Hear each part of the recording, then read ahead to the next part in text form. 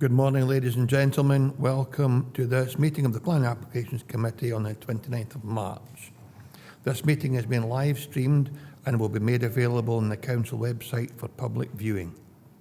For anyone in the chamber, can you ensure either your mobile phone is switched off or placed on silent or mobile? Airplane, sorry.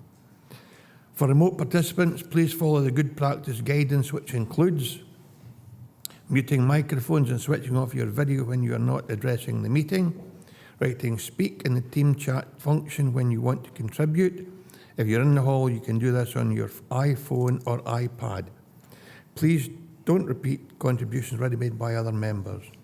No material should be posted in the chat function if it's intended as part of the discussion.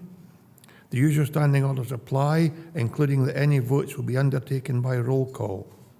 If any member has to leave the meeting, please either leave the Teams meeting for that period of time or write leave in the Teams chat function and then join when you rejoin the meeting so we can keep track on whether the meeting is quorate. All members should speak clearly, taking their time and speaking directly into the microphone when making contributions. When referring to reports, please provide reference to the relevant page and paragraph to allow everyone to follow. Please focus contributions on areas where clarification is required or to propose an alternative to a recommendation. Nick, can you confirm the sediment and apologies, please? Thank you, Chair. Yes, we have 8 members present in the Council Hall and 8 members on Teams, those being Councillors Blake, Carruthers, Ian, Drybrook, Drysdale, Howie, Jordan, Marshall and Walters. We have apologies from Councillor Dennerley and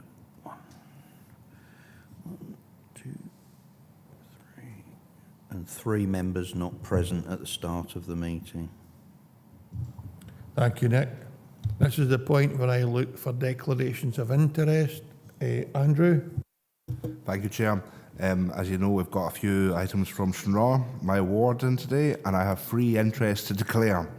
I have an interest in item 5 as my relationship with the Development Trust who are supporting the application. I was a board member and I'm still a wider member, and I think that my interest is that I shouldn't be in the room for that discussion. Item 10, my business is located in the Thistle Business Park and we are affected by flooding, and I don't think that my interest is a financial interest there. And item 11, I am indirectly related to the applicant through a partnership with my uncle. Thank you. Thank you very much, Andrew. Stephen Thompson? Thanks, Chair. It was just to confirm Councillor McFarlane is an apology for today. Thank you. Thank you. I'm sure Nick will have that noted. So I am still on declarations of interest. Are there any other declarations of interest today? Yes, Chair, I've got my hand up just in case. Oh, Archie. Yes, it's item number 8, Chair, the site between Winniebury and Cashmere and Road, Gretna. I did call that application in. I just want to ask a bit of advice from the governance officer in that whilst I am sympathetic to this application, I will make my decision on planning grounds only. So therefore, I believe that I could be able to sit in during that application. So just whilst I've put an email to David saying that I'm sympathetic to this application, it doesn't mean to say that I've agreed to it. Okay, that's entirely in your gift, Councillor Driver. Any declaration or whatever, it's entirely in your hands, and if you intend to remain, then that again is absolutely your decision. So thank you for that declaration. Yeah. Councillor Jordan, Emma, please. Thank you, Chair. I just wanted to, I should have spoken to Nick before the meeting. Apologies. I'm not sure if it's relevant. I'm not sure if I have an interest to declare with item 5. I was asked by a member of my group to set up a meeting with someone who was objecting to that, but I didn't attend the meeting. So I think that I can stay in the meeting and still be part of discussions. Thank you. Yeah, I'm sure that's fine, Emma, and thank you for that declaration. As long as you have not made a statement on whether or not you support such an application or object to it, then I'm sure you'll be fine to stay. Are there any other declarations of interest? For members' information, Councillor Karen Carruthers is asked to address the committee on agenda item 8. And I'm sure they're in your papers now, but I have agreed to accept, or Andrew and I have agreed to accept another 3 written statements that will be read out by the clerk when we come to each individual application that they relate to. So if there are no other declarations, we move on to the minute of the previous meeting, which is 22nd of February for approval. Is that a true record, member? And do we approve these minutes? Thank you very much, members. In that case, I will now ask Nick, our clerk, and he's just back for the dentist, so I'm sure he'll still be fine, though, to read out the process and procedure that will follow today. So, Nick, can you read that out for us, please? Thank you, Chair. The Planning Applications Committee will consider each application in turn as detailed on the agenda. The case officer or other appointed officer will make a short presentation addressing the determining issues accompanied by digital images. Any late information, amendments or corrections will be reported at this time. Members may ask questions of officers following the presentation on points of clarification. The Chair has been provided with a list of eligible representatives who have registered to speak at this meeting within the period specified in Council policy. No other persons will be allowed to speak, subject to the Chair's statement at the start of the meeting. The Chair will individually invite those who have registered in advance to speak to make their presentation, after which they may be questioned by committee members. No questions may be asked of members.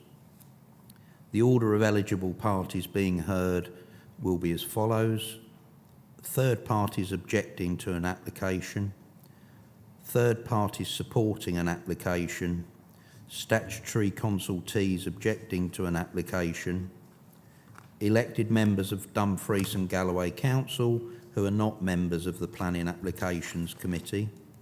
Such members should withdraw from the meeting after making their presentation. And finally, applicants or their agents.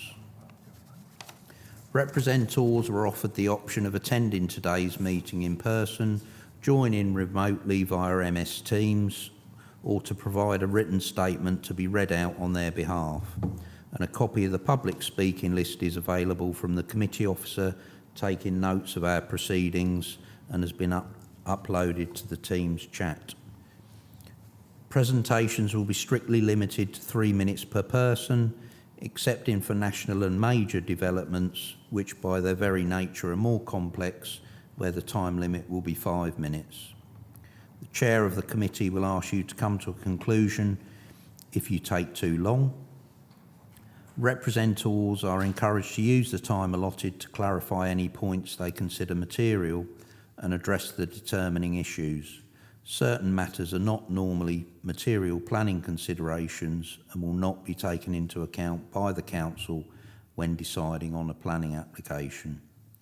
Representatives should not raise any new matters without explaining why they were not raised earlier with the case officer. Please do not repeat what is in the report, as members will have already read the report. After all the representations have been heard, the meeting is then in formal session and no members of the public may address the committee from the public gallery. The Planning Applications Committee will then proceed to determine the application. Thank you, Chair.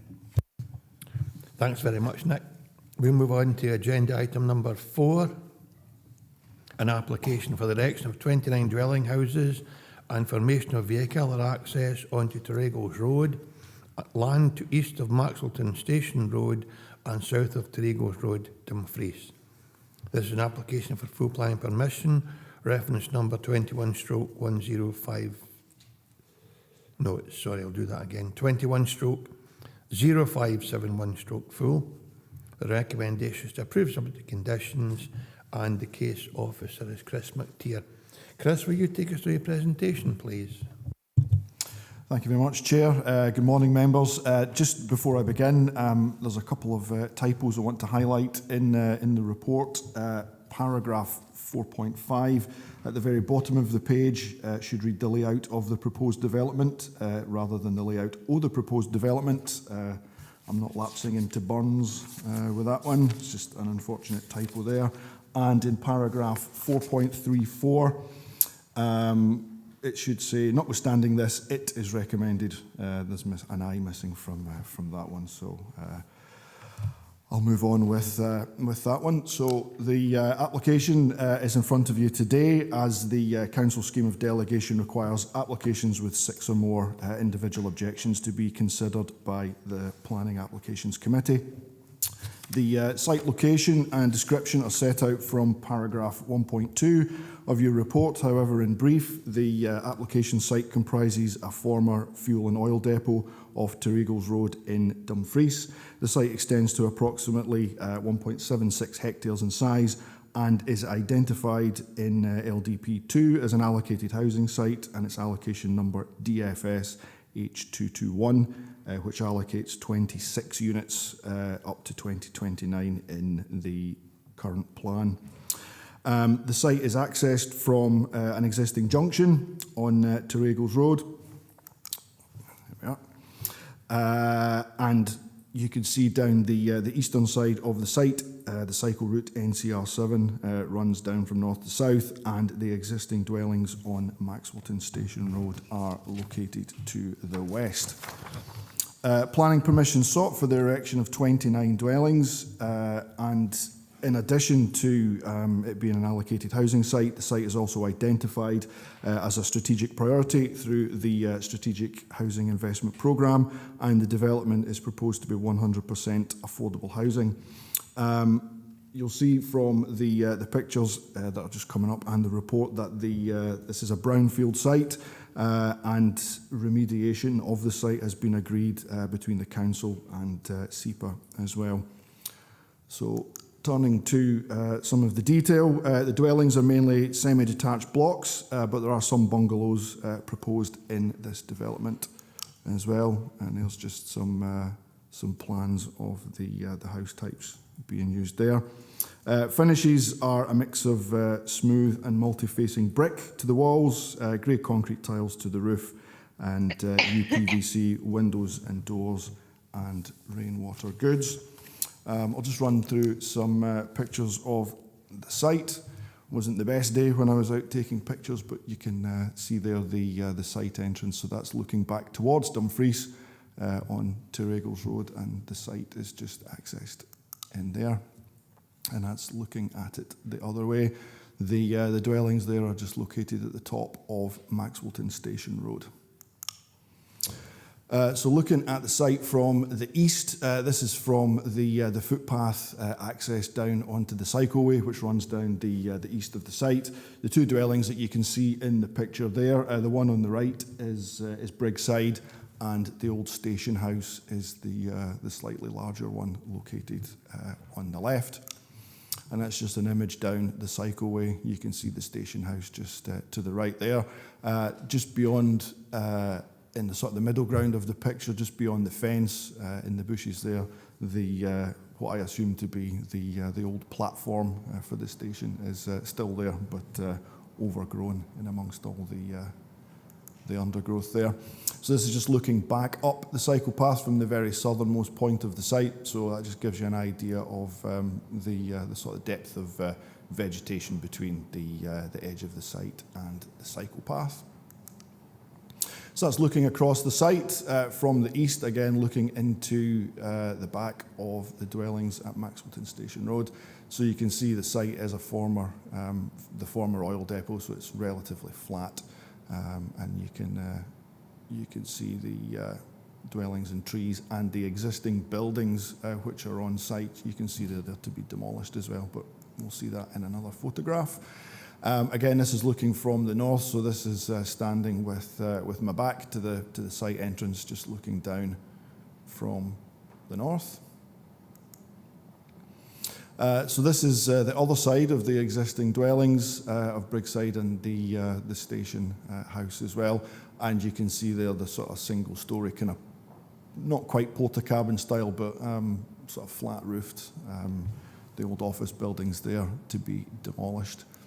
And again, that's just looking into to the top of Maxwellton Station Road as well. And another view from the north down into the site there. So, in summary, the proposal raises no fundamental policy conflicts for a development of this type. It is a beneficial redevelopment of a brownfield site, and for the reasons set out in the report, it's recommended that this application is approved subject to conditions. Thank you. Thanks very much, Chris. Just before we go to questions for the case officer, I see Councillor Hill has joined us and she's apologised for being late. I have sought declarations of interest. Chrissy, do you have any? No, I don't. Thank you. Okay, members, we're now at questions for our case officer. John Campbell, please. Yeah, thanks very much, Chair. It's on page 23, where it references there's been an increase of 3 houses that they would not have a material impact on the overall strategic land allocation. I just wondered how the case officer come to that conclusion, because to me, when you look at the site, that extra 3 might just put a bit more pressure. However, I'll listen to what Chris has to say on that. The other point I wanted to raise was on page 29, where it references the 20% under LDP2, which is the affordable housing. However, NPF4 references 25, but if you go to page 30 in the conditions, it says the minimum of 25% of the units is hereby granted. Planning permission shall be solely for the purpose of affordable housing, then brackets, as defined in the Dumfries and Galloway local development plan. The 25% really refers to the National Planning Framework 4. Just maybe a tidying up of that condition, just to make reference to that, because if you read that, you would think it's the local development plan, it's at 25%, whereas it clearly states it's only 20% in page 29. I know the 25% takes precedence over the LPT2, but it's just a tidying up of the wording on that particular condition. That's all, Chair. Thanks. Thanks very much, John. Chris? Yep, thanks very much for that. In terms of the numbers, what we have allocated in the plan, it's a sort of indicative number for that. You'll see in paragraph 4.4 above, across the plan period, we've got an allocation of 3,244 units. So we don't think that the 3 is a significant material change. Looking at the layout, we're content with the sort of the plot sizes and the layout, and we don't really think that it's a huge sort of variation from the site guidance that exists for this particular one. Looking at the sort of 20% versus 25%, it's it's right enough. The 25% figure in NPF4 does trump the LDP2 20%.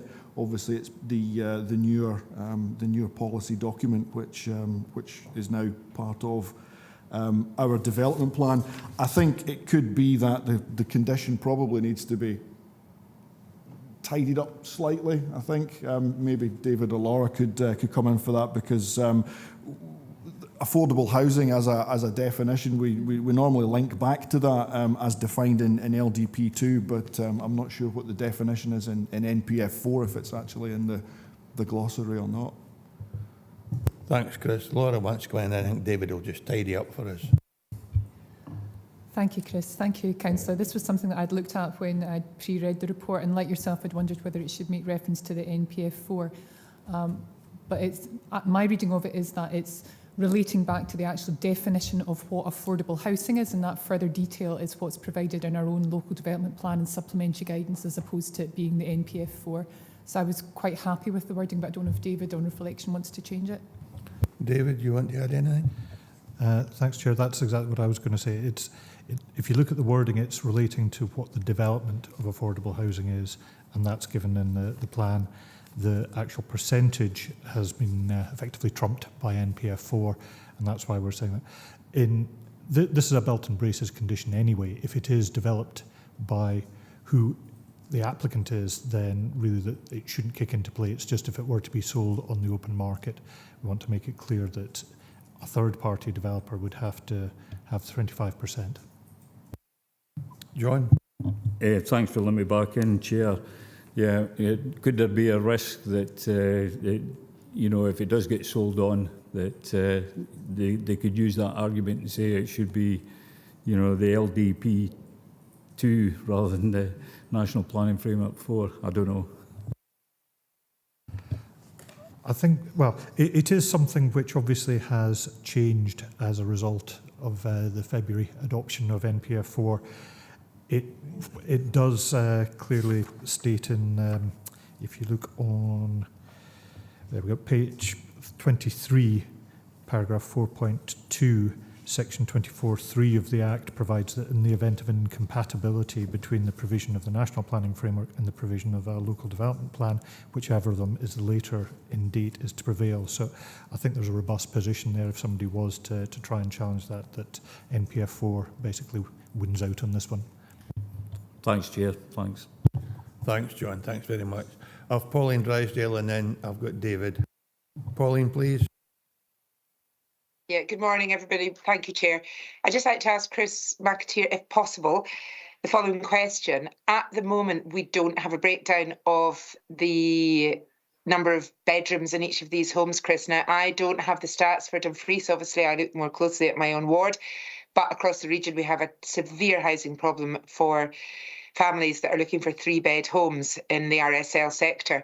Could you give us the breakdown of that, Chris, i.e. if they are looking to build the extra homes that we've seen in the report today, will that therefore mean that some of the homes will have to just be 2-bed or 1-bed? So any breakdown in that would be helpful, and I appreciate that might be later on at another stage of this planning application, but a bit of background would be great. Thanks. Thank you, Chair. Thanks, Pauline. Chris? I absolutely can confirm that for you, Councillor Drysdale. The bungalows are 2-bedroom and the semi-detached units are 3-bedroom. Thanks for that, Pauline. David Slater? Oh, sorry. I'm sorry, Chair. Do you mind if I come back in? yes, of course. Yes, it was just to say that's really helpful, Chris. Can you give us the percentages, though? Because if there's only 3 2-beds, it's not going to alleviate our issues. Sorry, I just would like that before I make further decisions today. Thank you. Thanks, Pauline. David Slater, please. Yes, I'd just like to ask Chris where the junction is into this site. There's a brow of a hill there. Now, when it was an oil depot, traffic would be quite low going in and out of the depot. But now, when these houses are built, that's going to increase considerably. So it's just a question of probably road safety at that point, because it is a kind of staggered junction. And one other point I'd like to ask as well, this is we're an oil depot.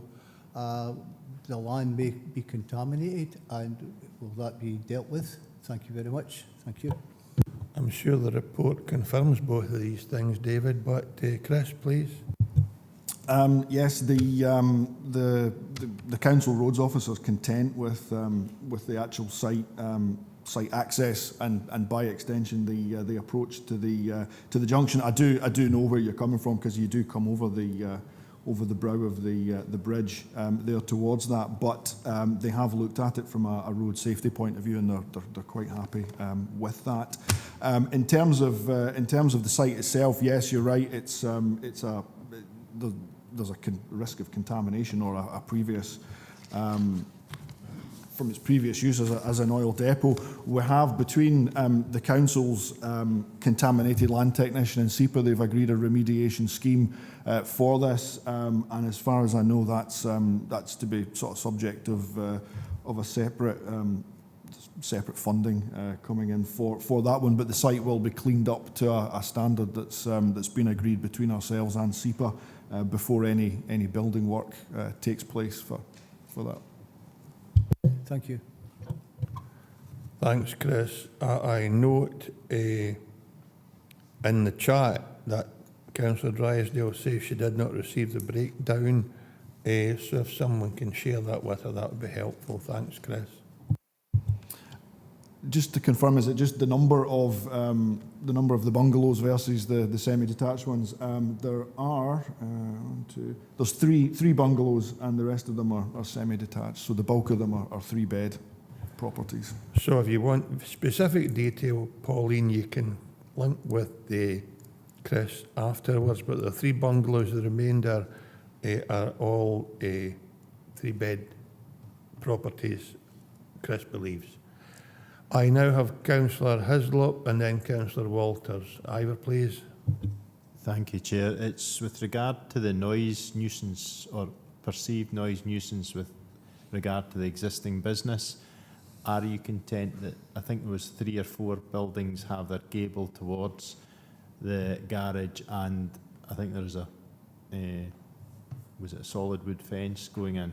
Is that sufficient to alleviate the problems or any future problems? Chris? Yeah, those were the conclusions that came out of the noise report that was submitted with that. So you can see, the fact that they are orientated away, so it is a solid gable that faces, in that direction. So those were the recommendations, and they've been brought fully on board in the design for that. So. Thanks, Ivor. Councillor Walters, please. Monica, yeah, I just want to ask about the page 26, 4.26, the links in and out of the site. It says that the main vehicular access is also going to serve as a pedestrian and cycle access. And has there been any attention paid to the fact that the map you showed at the beginning, it shows the end of the cul-de-sac almost coming onto the cycle path, but there doesn't seem to be any way of having a link there. And what it seems to be suggesting is that any cyclists who are heading west, i.e. into town, would end up having to go onto the Terregles Road to get round onto the cycle path, or they'd have to head in the opposite direction and then join the cycle path on the east.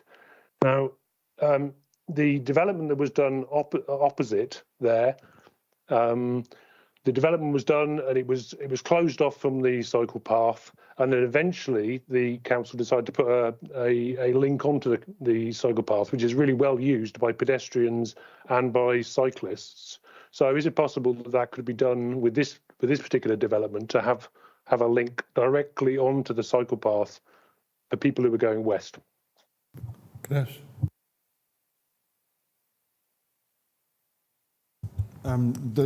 Is this over and above the link onto the cycleway adjacent to plot 15? So right down the bottom of the site where there's a turning head, there's a link into the cycleway there. Yeah, and that's in the opposite direction if you were going into town, isn't it? So if you were going into town, you would be encouraged to take the vehicle access onto Terregles Street turn right and head into town that way. And obviously, if there was a direct route from the middle, from the west end of the site, it would then go onto the cycle path directly. If you go back to your, are you able to go back to your map? Because that will show you exactly.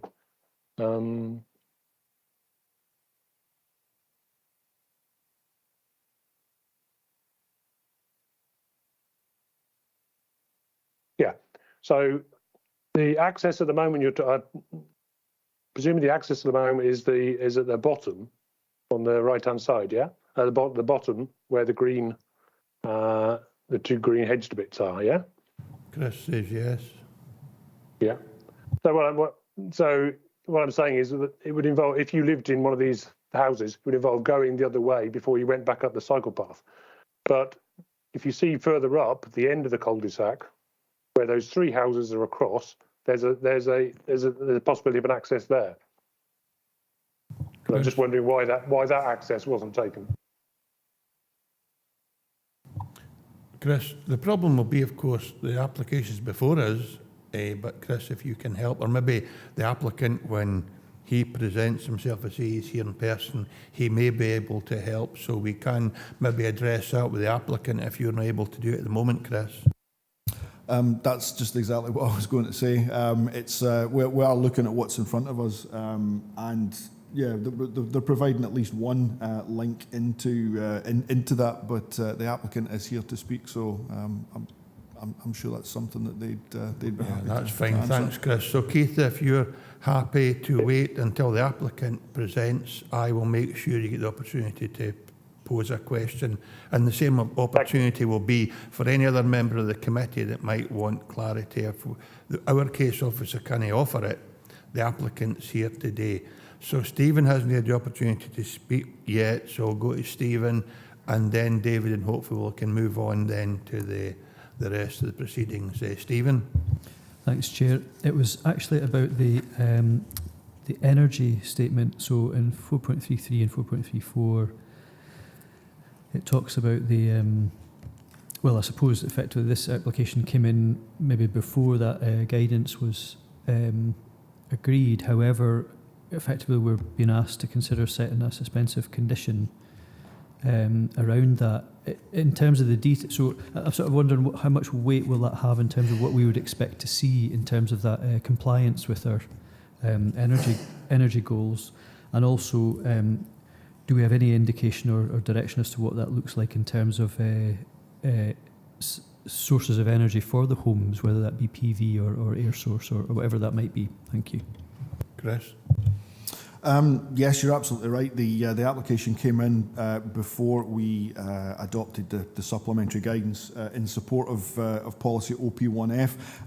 There's kind of two strands to this as well, because obviously and one feeds into the other. So generally speaking, nowadays we would have the energy statement for the new buildings, and we've seen that with applications that we've had in front of us before now, but they still require building warrant approval as well, and as part of that process, you know, a lot of that is captured in the process of obtaining the building warrant. So there is a process in place for us to capture that particular detail.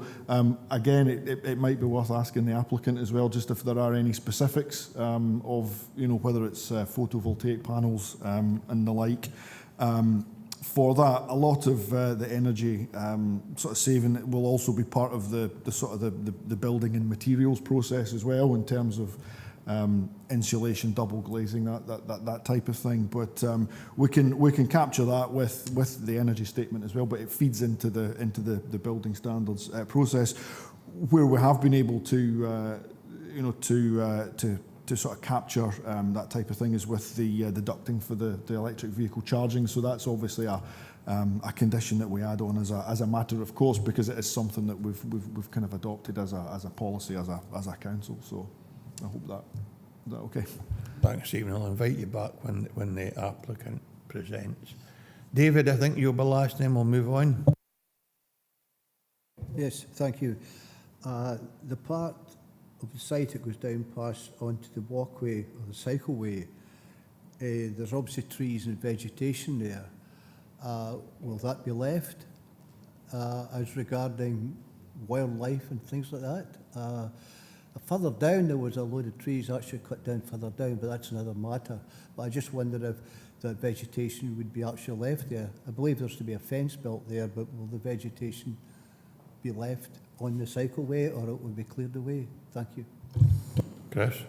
As far as I know, the vegetation along the cycleways to be kept, they'll only be sort of taken out as much as an access requires to come in and out. Because it's a footway and cycleway, it's not very wide, you know, in relative terms. It's not the, you know, like a car-sized junction. So the amount of clearance would be relatively small compared to the actual length of vegetation along the path.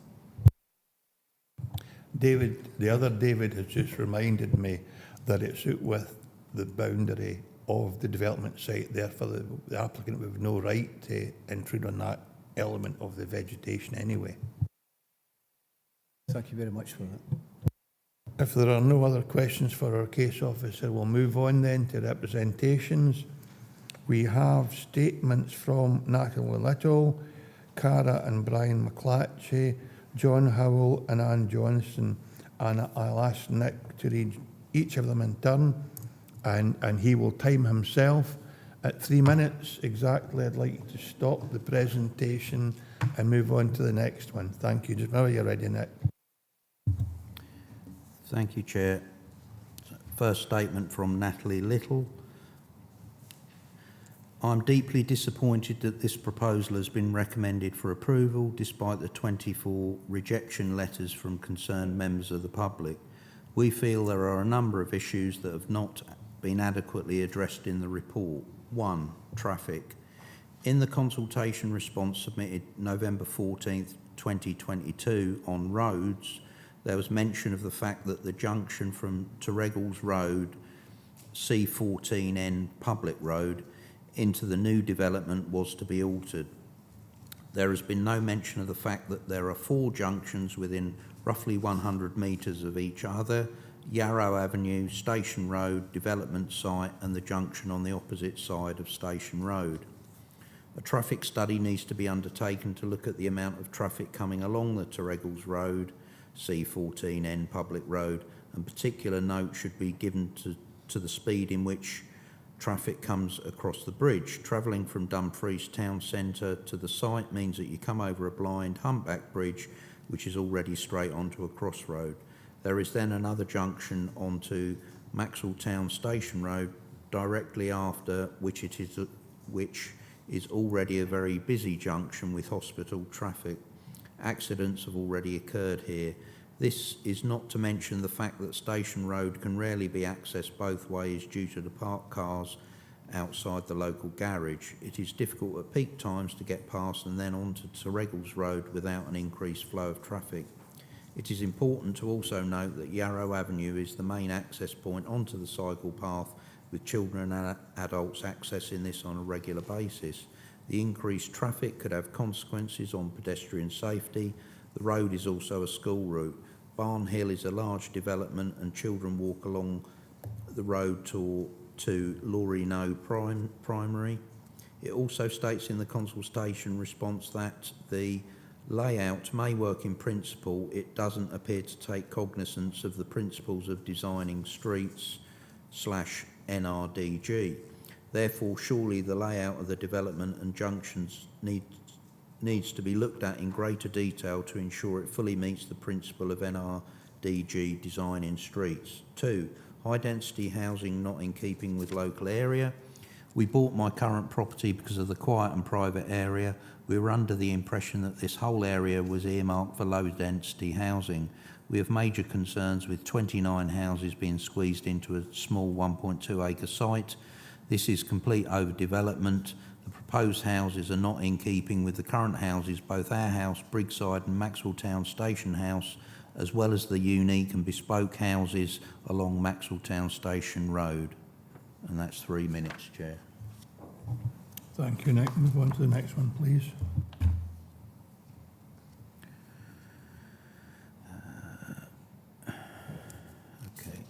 from Cara and Brian McClatchy. Dear Committee, I am deeply disappointed that this proposal has been recommended for approval despite having received 24 objections from concerned neighbours like ourselves. I feel that the concerns we mentioned have not been taken into consideration when reading the recommended conditions in the committee report. I would like to reiterate some of these points for your consideration, with a reminder that we are current, hard-working, tax-paying residents. 1. In your report, it is mentioned that this site was approved in application 16 P30261. I am unable to find this planning information on your website and feel it should have been linked on the application as a related case for public consideration. 2. The current plans show a huge loss of privacy in our private garden. Our garden is currently only overlooked by one house. If the proposed plans go ahead, our private garden will be overlooked by 7 new houses, numbers 23 to 29, and with it up to 34 people.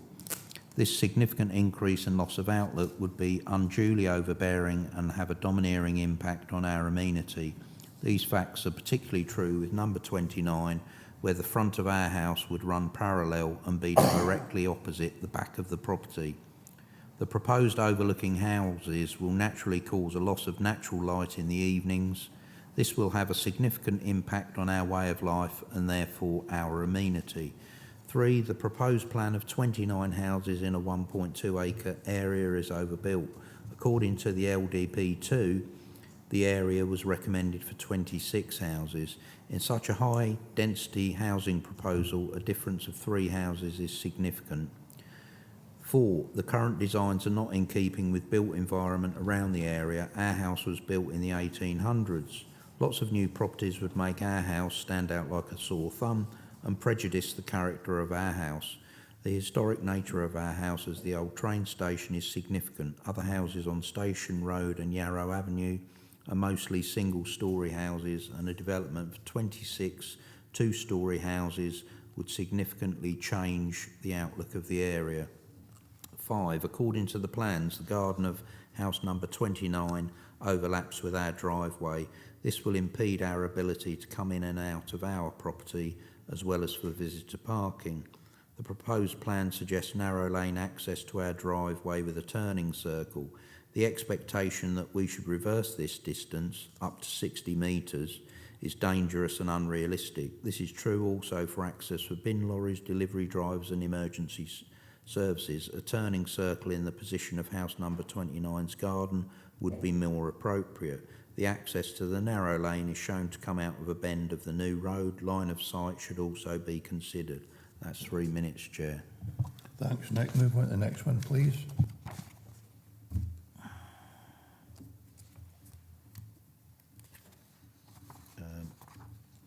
This one's from John Howell. Dear Sir, Madam, I write with regard to your letter of 2103/23 regarding a report on this planning application being considered at the planning application meeting on 29th of March 23. Please can the following statement be read out at this meeting on my behalf with regard to my objections to this application. Aspects of the road layout and active travel provision parts of this application are contrary to both national and local planning policies. One of my grounds of objection is that this site's road layout does not follow the principles of designing streets, even although one of the overarching policies in LDP2 OP2 for design, quality and placemaking requires this. OP2 states that development should be designed with people, not vehicle movement, as the primary focus, i.e. reflecting the principles set out in designing streets. It is very concerning that this report's summary of the latest response from the Council's road officer omits 2 important points that they make. Therefore, members of this committee aren't fully informed and are perhaps being misled. Firstly, no mention is made of their comments that roads within this proposed development should be designed in accordance with designing streets. Secondly, it makes no reference to their recommendation that a 20-mile-per-hour speed limit order should be promoted. The first point is important because a design reflecting the principles of designing streets should ensure compliance with LDP policy OP2. Secondly, Designing Streets recommends that all new developments should be designed so that traffic naturally travels slowly. If this design approach is followed, then there should be good compliance with any 20-mile-per-hour speed limit provided. Reflecting the desirability of complying with policy OP2, the most recent roads response advises that the proposed internal layout appears largely conventional in nature, i.e. it doesn't encourage low speeds. It also advises that whilst this layout may work in principle, it doesn't appear to take cognizance of the principles of designing streets. In its initial response to this application, Roads advised of possible ways that the proposed road design could be amended to achieve lower speeds. This advice hasn't been reflected in any amended drawings. The most recent Roads response recommended a condition on any consent B that all roads shall be designed in accordance with designing streets and constructed in accordance with the National Roads Development Guide. Unfortunately, this is not a recommended condition in the report in front of you. It is also concerning that not all relevant policies from the recently adopted National Planning Framework, NPF4, are included in the list of relevant development plan policies in this report. A particular omission is that of Policy 13 for sustainable travel. It is obvious that this application should be assessed against this new specific national policy. And that's 3 minutes, Chair.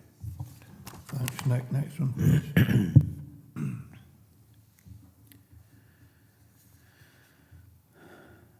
This statement's from Anne Johnston.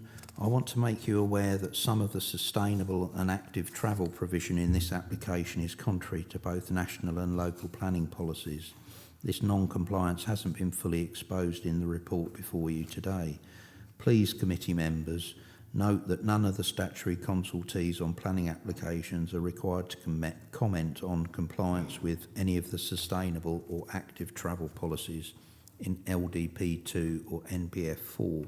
Not even the Council's road planning team leader takes on that remit. The roads approach to comments is demonstrated in their first recommended condition, which states all roads shall be designed in accordance with designing streets. Please everyone note that they only refer to roads, no mention of hierarchy of travel or footways, not cycle routes or cycle storage, nothing about EV charging, public transport, active travel networks, or reducing car dominance. Be aware none of the other consultees have the remit to comment on sustainable travel either. You already know that NPF4 was adopted in February and now prevails over LDP2. Not all of the relevant policies from NPF4 are included in the list of relevant development plan policies in this report. Most important to me is the omission of the NPF4 policy principle, which states promote a place-based approach to consider how to reduce car dominance. Specifically, you need to be sure your development in our communities complies with Policy 13 for sustainable travel on page 57. You've declared a climate emergency, agreed your carbon neutral strategic plan, and have your new 5th Council priority. NPF4 Policy 13 sustainable travel is crucial to your aims. It is commonly acknowledged that when people move home, particularly into a new house, people take the opportunity to change their lifestyle. This has been evidenced mainly with regard to establishing a no smoking indoors policy, but the same applies to travel lifestyle too. The infrastructure and facilities need to be there when people view their new home so that lifestyle changes are possible. That means easy, safe links to active travel networks, secure cycle storage, EV charging, low traffic speeds all need to be there, built in, ready in the development. People can't do lifestyle changes on their own. The Council needs to be sure they are leading every way they can within their power, as promised in your climate emergency declaration. That's 3 minutes, Chair. Thanks, Nick. That concludes the statements of objection. We now move to the applicant, James Shirazi. James, if you'd like to come forward, please. I'm sure you will know the process well, and I'm sure you'll note we expect representations to be contained to 3 minutes. You will get the opportunity to address the issues that Councillor Walters and Councillor Thompson raised after your presentation, but you'll have 3 minutes. Whenever you're ready, I'll remind you with 30 seconds to go and ask you to draw your presentation to a conclusion at 3 minutes. So just whenever you're ready, James, thank you. Sorry, just before I start, there was a few questions asked of me. Is it okay to respond to that after the 3 minutes? That's what I said. Yeah. Okay. We would invite Keith Walters, Stephen Thompson, and anyone else to ask you questions after your 3 minutes, but just make sure your 3 minutes is 3 minutes, and we'll get to the issues raised later on in the meeting. Thank you. Okay, thank you very much for giving me the opportunity to say a few words in support of our planning application. In terms of the planning strategy for the site being considered today, it is on the Local Development Plan 2, known as DPS H221. The site has also received conditional planning consent in principle back in 2016 under planning reference number 16P30261. In terms of the other Dumfries and Galloway Council strategies relating to the site is registered on Dumfries and Galloway Derelict Land Register due to the previous use as a former oil depot, and the site is heavily contaminated from the previous use. The project is on Dumfries and Galloway Council's Strategic Housing Investment Programme, commonly known as the SHIP, and is on for sale to a priority purchase group of people on waiting lists and first-time buyers. Please also note that there are over 5,000 people in Dumfries and Galloway on waiting lists whose housing needs cannot be accessed. Dumfries is the highest demand area in Dumfries and Galloway. The project is also registered through the Scottish Government funding route called Partnership Support for Regeneration for Houses for Sale for Private Developers. Building Craftsman, who is the applicant today, has redesigned the project from the 2016 to very high building standards, going substantially beyond the minimum requirements. The proposed houses are all high quality. They're 20% above the Housing Handbook standards, substantially above the minimum requirements. Also in terms of energy standards, from Building Control and the Scottish Government both have standards. We are proposing the provision of air source heat pumps as standard, no gas in the houses, underfloor heating, which will give a high level of comfort, and super insulation standards, which go way beyond the minimum standard. Building Craftsman's energy standards is working towards the gold standard. At the moment, it's silver is the minimum requirement. And this will benefit warmth all day long for families and elderly on low incomes. The houses are also all designed to barrier-free standards and housing for varying needs standards. These are primarily for people with physical needs and has a number of design features for future adaptations, which include step-free access, plugs and sockets and handles, all installed to disabled standards. The houses are also designed to secured by design standards governed seconds to go, James. by Police Scotland, and they will need to be accredited. And in terms of the economy, we'll be employing 116 people as part of the project. So many thanks for giving us the chance to propose the project to you today. Thanks very much, James, for being so concise. There were two questions, one from Councillor Walters. Keith, please. Yeah, I was just asking about the links to the cycle path. It was obviously raised by a couple of people who commented about the need for the links to the cycle path. So on your plan, there is only a link at the bottom or the east of the site. And is it possible that there could be a link at the top of the site, which would avoid people having to walk out onto Terregles Street or join the traffic on Terregles Street? That was the question I'm looking for. I think that's absolutely fine. I'm trying to understand your question. We have two routes out onto the cycle path, potentially. One at the bottom end of the site, which was, I suppose, going away from the town, which was your question.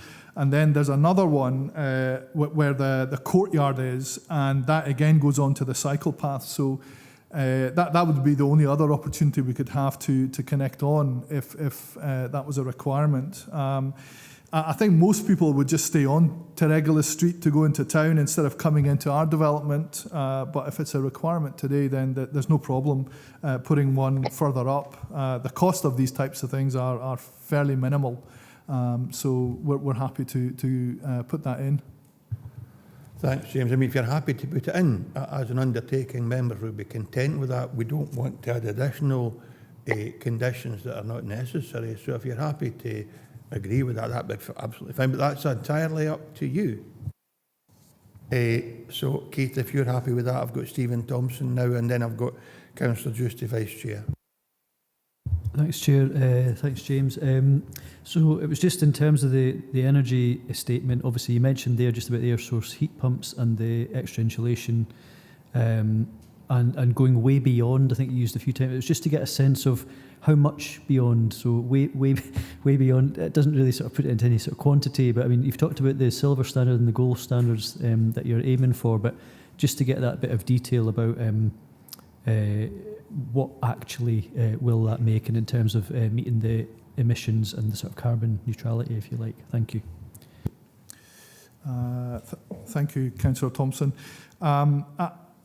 If I can expand a little bit on the energy strategy, as of 2024, the government have introduced new standards which are confirmed that you cannot use fossil depleting fuels any longer, which is primarily gas and oil.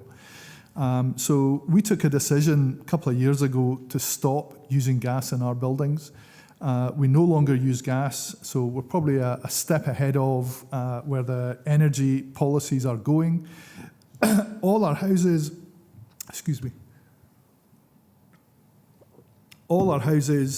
come fitted with air source heat pump, which is the most economical way of heating your house if you're not using gas. And as part of that, we also take away all the radiators on the ground floor, and we provide underfloor heating in all our houses. And again, I think the customer feedback we've had from our owners has been very high as a result of that. The gold standard is a high standard. We have to put things like MVHR. I don't know if you're familiar, the mechanical heating ventilation recovery, which takes all the excess heat in your house and puts it into rooms that are cold. So there's ways of circulating the heat in the house, which again improves and reduces costs to owners. I can't remember exactly what the U values for the walls are. I've got John here. John, if you can remember. I can't mind offhand, but there's a wee microphone there, a button in the bottom right-hand side, and where it actually... The insulation is above specification, and recent properties that we've done, the feedback for the people moving in, they're very energy efficient and very affordable to run. We've just done a development in Glencapel, and the feedback for there has been really, really good. So that to be that standard and beyond, just with insulation, underfloor heating, air source heating, they're finding them very affordable to run these houses. So I cut myself off. So just for confirmation, the minimum standards at the moment are silver. It's not looking to move away from that, but embedded within the building control standards, there's a bronze, silver, gold standard, and we'll be aiming for the highest standard here, the gold standard.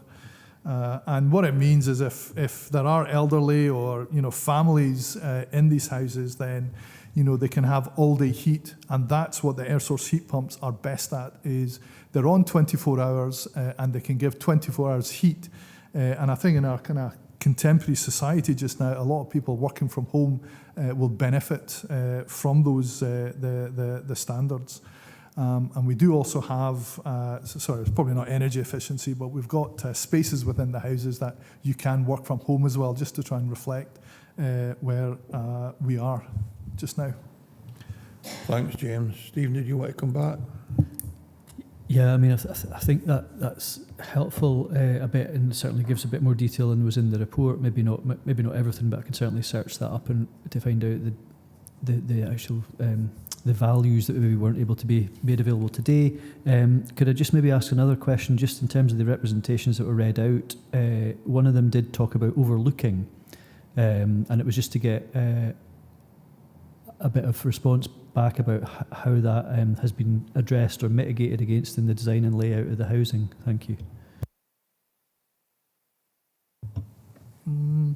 Our projects are all accredited, what we call secured by design. So they will be accredited by the police, and as part of the funding of the project, we will have to get that accreditation, which happens at the end of the site. But we go and take a lot of advice prior to starting on site from the police, and this one has been run by the police, and this is what the response we've had after taking advice from the police. So in terms of security, we have no issues with the site.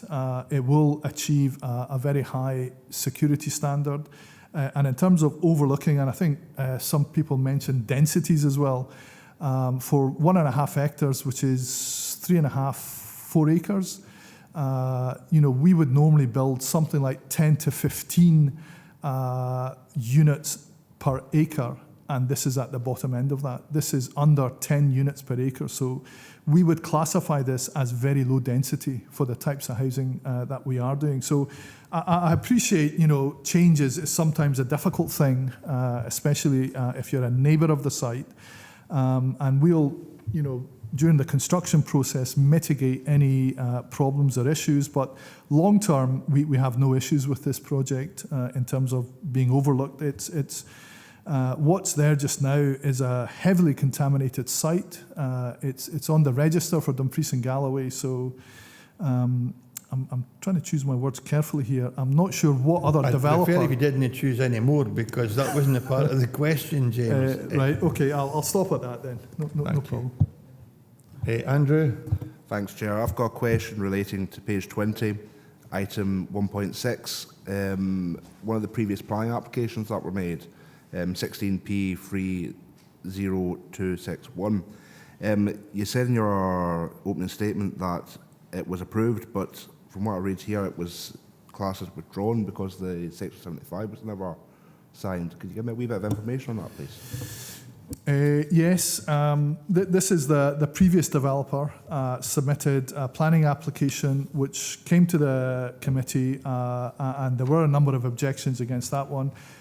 It was approved on conditions, and the conditions, I think the main condition was the Section 75 consent, which is for affordable housing, had not been met. Our proposal is 100% affordable housing. And I think that's been reflected in the notes today. But we're not proposing the traditional social housing. We're proposing what's called affordable housing, and we will target people on the housing waiting lists. Thanks for that, Mr. Schraz, because I couldn't find that application on our system as one of the objectors actually pointed out, and I wasn't able to find information. So thank you for that. David's sorting that out with Andrew now. We'll have now Councillor Drysdale. Pauline, please. Yeah, thank you very much, Chair. Thanks, James, for the presentation. Could I just ask you a couple of questions? With your plans that range between 26 to 29 houses, it states in the Council's report on page 23 and page 24 that these are not necessarily definitive. Oops, my laptop's just fallen off. That's not great. Sorry, everyone. Sorry, I'll just turn off my screen. Sorry about that. So my question to you is, can you update us as to the ongoing plans as to the numbers of houses, or is that yet to come and will be in agreement with Dumfries and Galloway Council Planning Department? Also, if you do tend to err on the larger side with the development, will this compromise the amount of green space on the site? I'd like an answer on that if possible. Thank you. And finally, have you considered the gap in provision for 3-bed homes? Is this something you've worked with the council on, and will will you do that going forward, i.e. is it, will you work with them? Did they have the stats on availability in Dumfries? Because I don't have that knowledge, so I'd really appreciate an answer on all those three things. Thank you very much. Thanks, Chair. Fine. Pauline, remember this is a full application. We've been asked to determine what's before us. But James, can you respond, please? Sorry. Thank you. And those are all really good questions, Councillor Drysdale. We have determined the size and the level of houses and the bedroom sizes for this project in collaboration.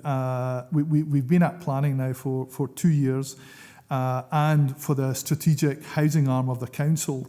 And we felt that, as your comments earlier, was to try and target family houses. The vast majority of these, I think 26 of the houses are 3 beds, but it was also felt that there was an elderly population in the area who could benefit from some houses, and that's why we've put the bungalow houses in, catering for that client group. So we don't have, the bungalows are 2 beds, 3 of them, but all the houses are 3-bed houses. And hopefully that will meet a lot of the aspirations of people. The few other projects that we've done in Dumfries and Glencaple have all been this type of houses, and they've proved to be very popular. The 3-bed houses are our most popular type of house, and you'll see they're all semi-detached houses. We've opted to go away from terraced housing, and again, that kind of reflects the low density approach to the project. I hope that answers your questions. Oh, can I come back in? Thank you. Is that okay, Chair? Thanks very much, Pauline. And I think that includes, oh no, I've got Tony and David. She's wanting back in. Oh, do you want to come back in, Pauline?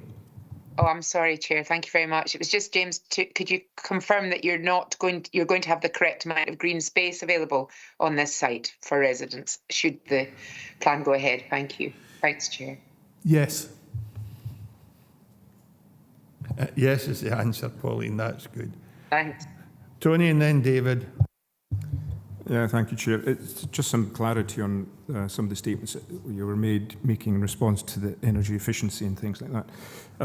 Okay, you've got heat pumps, mechanical ventilation systems, no gas, which is fine, but you weren't clear on your policy with photovoltaics, because that is the one item that does in fact reduce energy costs, and certainly with houses that have no gas, electric heating does actually cost more than gas. And I know that photovoltaics will not work 100% in winter, depending on what the weather conditions are, but they are an integral part of reducing the costs throughout the year. Thank you, Chair. Thank you, Councillor, for the question. And the way air source heat pumps work is like a refrigerator in reverse. So for every pound of electricity that goes in, you get 3 pounds of energy out. That's the kind of basic premise. Next year, when the laws change for new build housing, where you can't put gas in, everybody is now looking at air source heat pumps as being the main source of energy for all new builds coming out. As far as we've done calculations to date, we have not required PVs. We can meet the standards through the air source heat pumps, which has the air source heat pumps we use has a 25% renewable energy label on it. I think the minimum requirements now are 15% in building standards. So it does go way beyond the requirements. And at the moment, we're not showing the requirement for PVs for these houses. Tony, we're not going to get into debate about this. Definitely not. I agree with everything you've said about heat pumps, but there's fridges, televisions, all sorts of electrical items which consume energy, and they're not heat pumps. So PV does impact on what a house actually consumes throughout the year. PV is not expensive. It's a fraction of the cost of heat pumps. And for anyone to tell me that heat pumps are, like sliced bread, no. But that's what I want to find out, Chair. Thanks, Tony. David?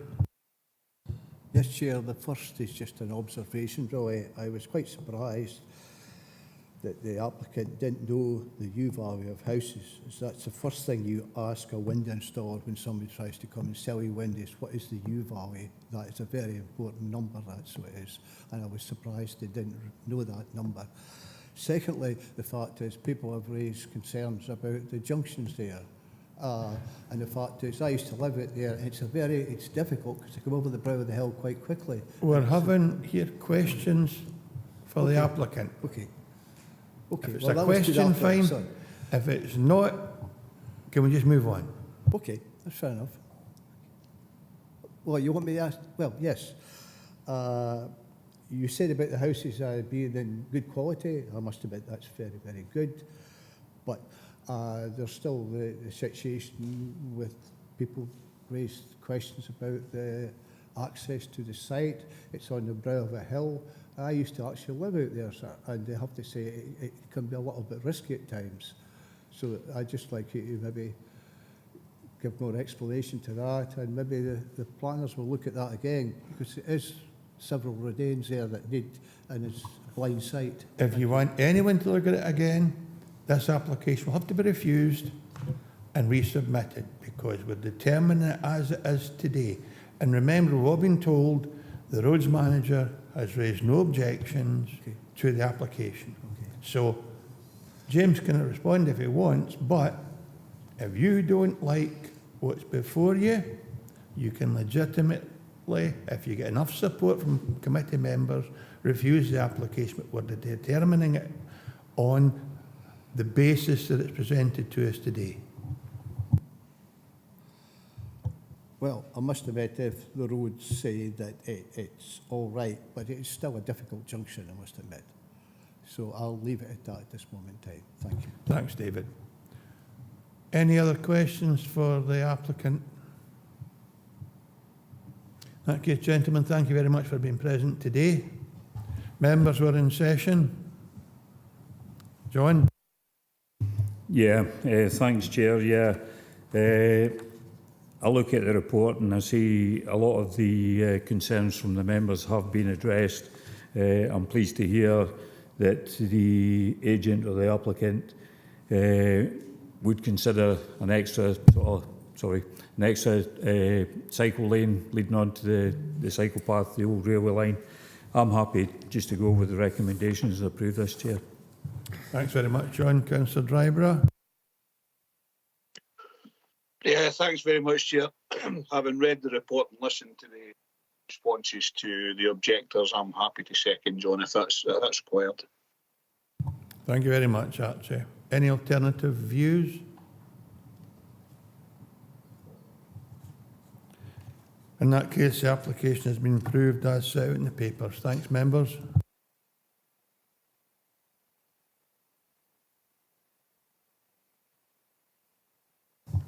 Members, we move on to agenda item number 5, an application for the change of use of agricultural land to form extension to existing caravan park, formation of hard standing for an additional 28 static caravans with associated decked areas, installation of wastewater treatment plant, formation of access roads, parking, landscaping and associated works, partial retrospective at Sands of Luce Caravan Park, Sandhead.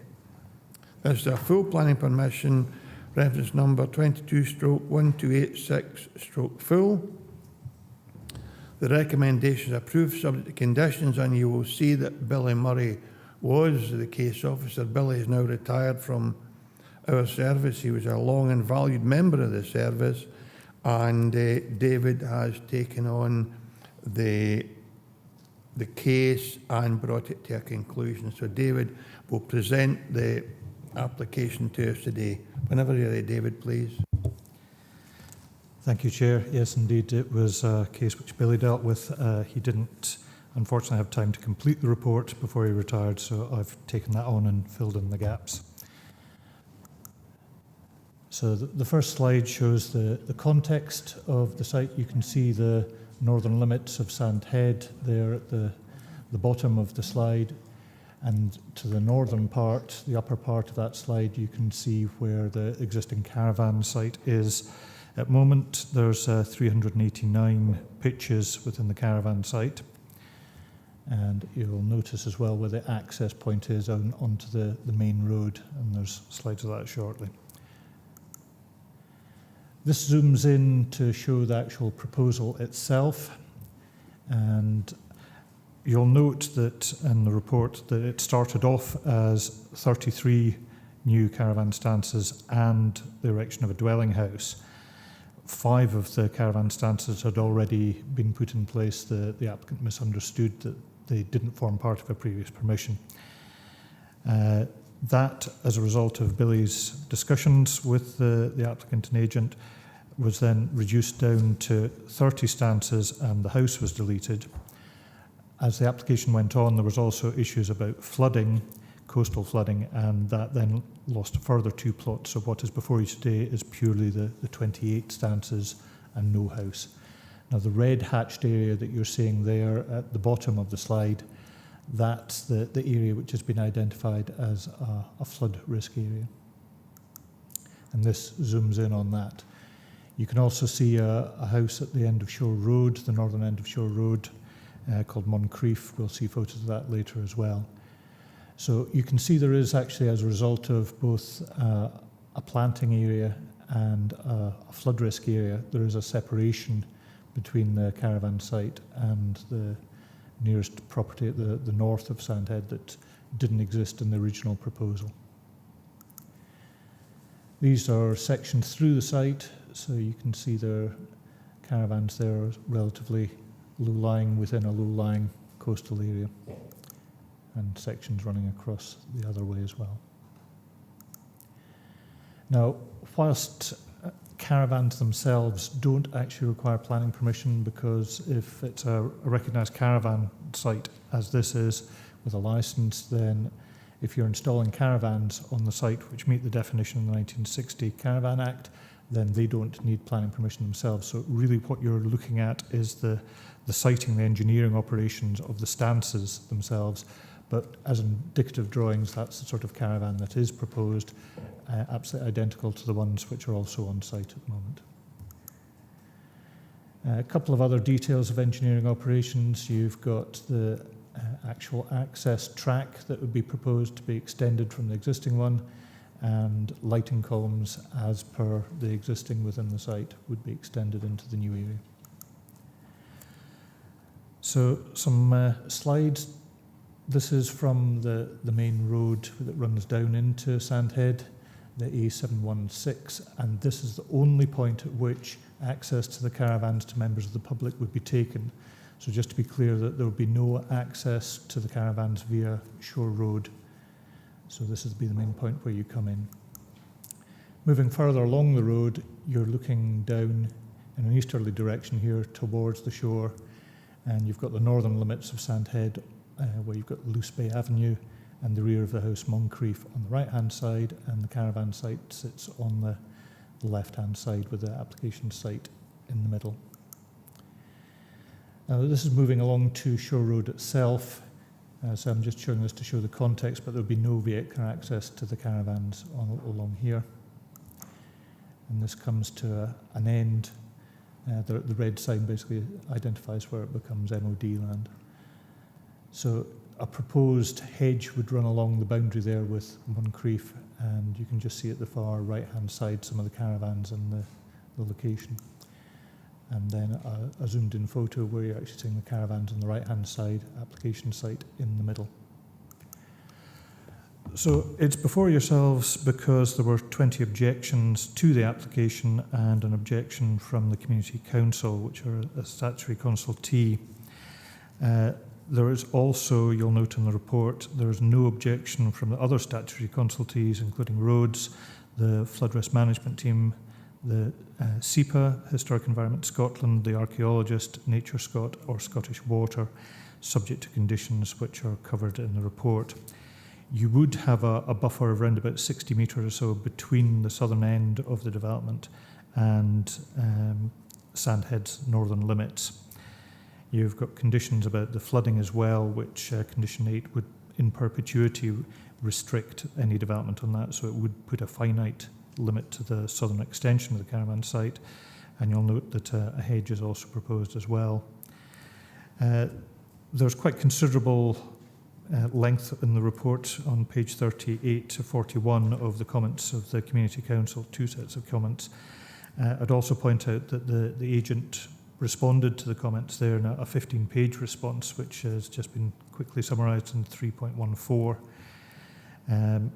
The issues which are other material considerations are set out on page 51 in paragraphs 4.17 to 422, but subject to the conditions in the report, we are recommending approval. Thank you, Chair. Thanks, David. Questions for our case officer? Ivor. Thank you, Chair.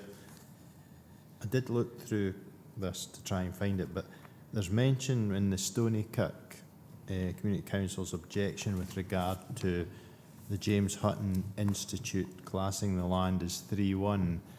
And I didn't notice anything with regard to the reason why we were accepting the change of use from agricultural land of 3-1. I think it's 3-2 and higher, which is going down the way. We say that, but it's on the Macaulay scale, and I just wonder if it's the same thing with regards to the James Hutton Institute. It's on page 40 in the bit which says subsequent information gathering, and it's the second bullet point down. And I was just wondering, because in a later application today, there's reference to the need to change quality land from one listing to another, but there was nothing I didn't notice anything. I maybe missed it, but I did have quite a look through it. Thanks, Ivor. David? Yes, I noted that. It's probably something that the agent can clarify. I will be able to look through what he submitted, but I'm fairly certain that they identified that it wasn't that classification of soil within the site. I mean, it is very, very sandy, as you can see. It's not what I would regard as prime agricultural land. You happy with that? Do you want David to check through just to make sure, Ivor? Happy with that explanation. Thank you. Any other questions for our case officer? In that case, we'll move on to the representations. There are 6 representations in support. Nick will read them all. Romano Petrucci, Stranraer Development Trust, Douglas Hanna, Lily and Chillery, Neil Fisher, owner of Tinamara Hotel, Craig McClyman, McClyman Electrical Services, and Stephen and Fiona Torbett Plant Hire Limited. So again, allocate yourself 3 minutes, Nick, and just draw each one to a conclusion. John? Yeah, thanks. I thought the procedure was objector first, then supporters. It is, but not when they're a statutory objector and statutory body, and the objectors are community council, therefore they come after. Okay, thanks, Chair. It's Stonycook Community Council, they come after the statements of support, John. Nick, when you're ready, please.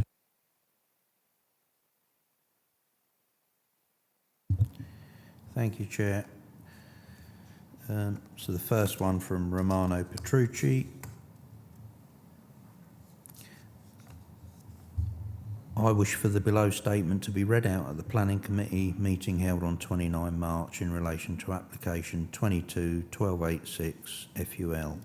The representation of support from the Stranraer Development Trust for this application was made on the basis we are a development trust, pro-tourism, accepting of a changing time and who wish to see our area prosper.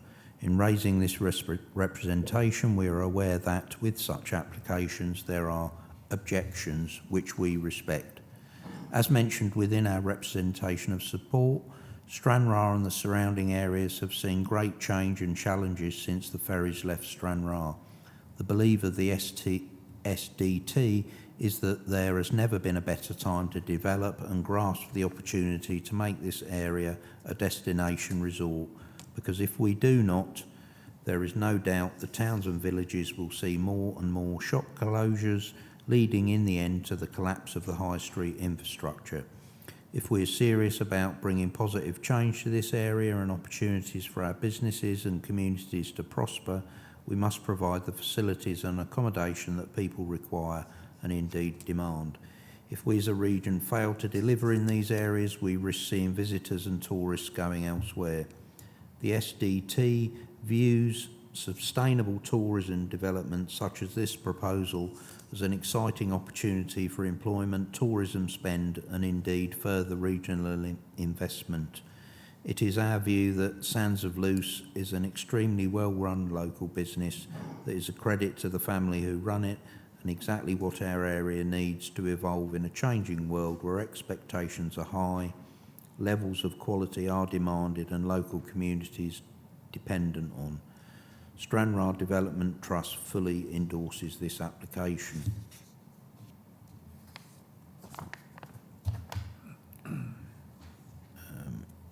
Moving on to the next one, Chair, from Douglas Hanna. I refer to your correspondence of 21/3/23. It has been suggested that the extension to the caravan site would be an impediment to encouraging young people to the village, but it seems to have been forgotten how much employment and training it provides to the area and local business it supports. I understand a petition has been raised against the development. The authors of this petition have been very selective in who they approach and are not all resident in the village. Sandhead still has a pub and restaurant, local shop and bowling green, all of which thrive due to the continual development of the caravan site, as do local contractors and building merchants. It would appear the residents who are complaining about the development of the caravan site would be equally horrified about social housing in the village. There is demand for social housing, but without employment it is pointless. I hope my correspondence is used for a more balanced viewpoint of the residents.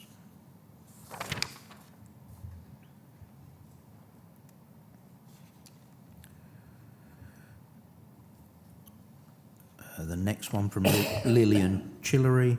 I run LWC Cleaning and Laundry Services. We are one of Stranraer's leading contract cleaning, hygiene supplies and laundry services. It should be noted that my business is the exclusive supplier of these services to Sands of Luce Holiday Park. Further to the needs of Sands of Luce Holiday Park, we provide these services for private and corporate clients throughout the region. I established my business in 2011 as a private cleaner with one member of staff. I soon procured a cleaning contract with Sands of Luce Holiday Park. This was my first significant corporate contract. From this point, I employed an extra member of staff, bringing my employee total to 2 plus myself. In 2018, I secured a laundry contract with Sands of Luce Holiday Park. I established the business within Sands of Luce's own on-site commercial laundry. The laundry service quickly outgrew the park's laundry facility, and I needed to find an alternative, larger off-site solution. By starting my laundry service within Sands of Luce, it gave me confidence in the viability of the business. I also became familiar with the commercial laundry as installed by McClymont Construction and I Hanna & Sons Plumbing Services. I replicated this laundry within my own facility. We have since made another move to yet again larger facility in 2020. LWC Laundry Services now employs 3 full-time members of staff servicing the needs of holiday lets, private and commercial laundry needs.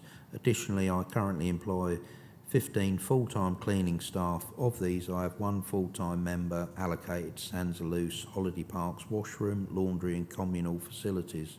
For each holiday let changeover day, I have up to 12 members of staff employed for half a day. Additionally, I have 20 private clients on Sands of Luce who I provide cleaning and laundry services to. I provide full deep clean services for every new sales caravan on site. I also carpet clean and deep clean all used caravans for sale. This provides me with on average a further 50 days of cleaning for a team of 3 per year, dependent on volume of caravan sales. The proposed 28 additional pitches out as outlined in planning application 22-1286 full would provide my business with further much needed work. It is very likely that I would need to take on further staff to facilitate this extension. It should be noted that this is not short-term seasonal work, but provides work year-round.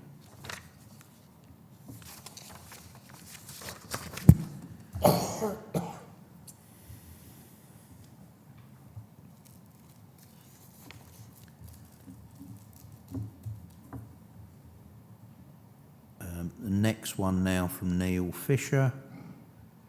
I would like to offer my support as a local hotelier that has worked closely with Sands of Luce caravan site for over 20 years.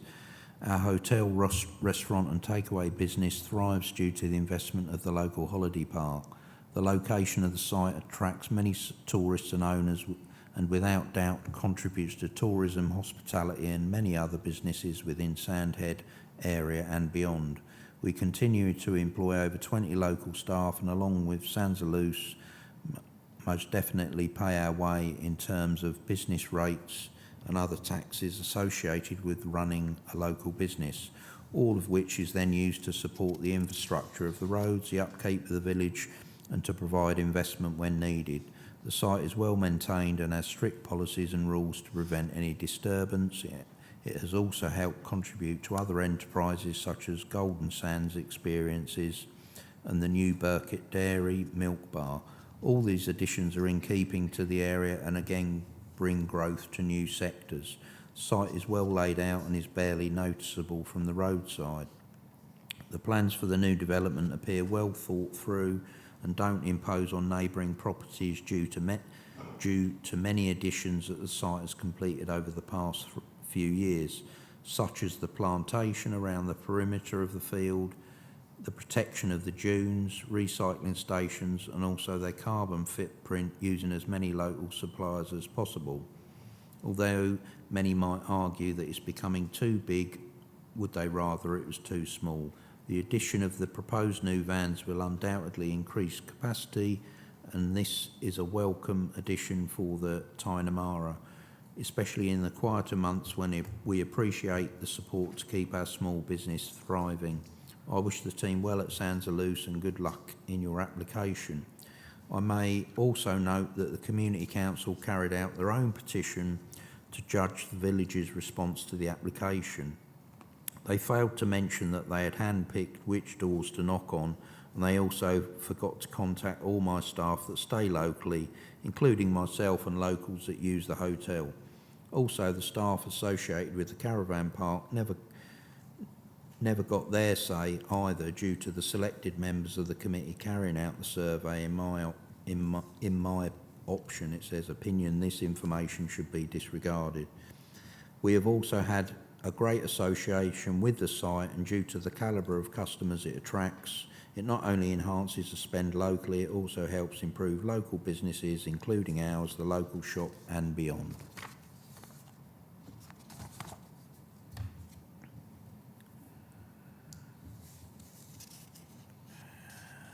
Next one from Craig McClymont.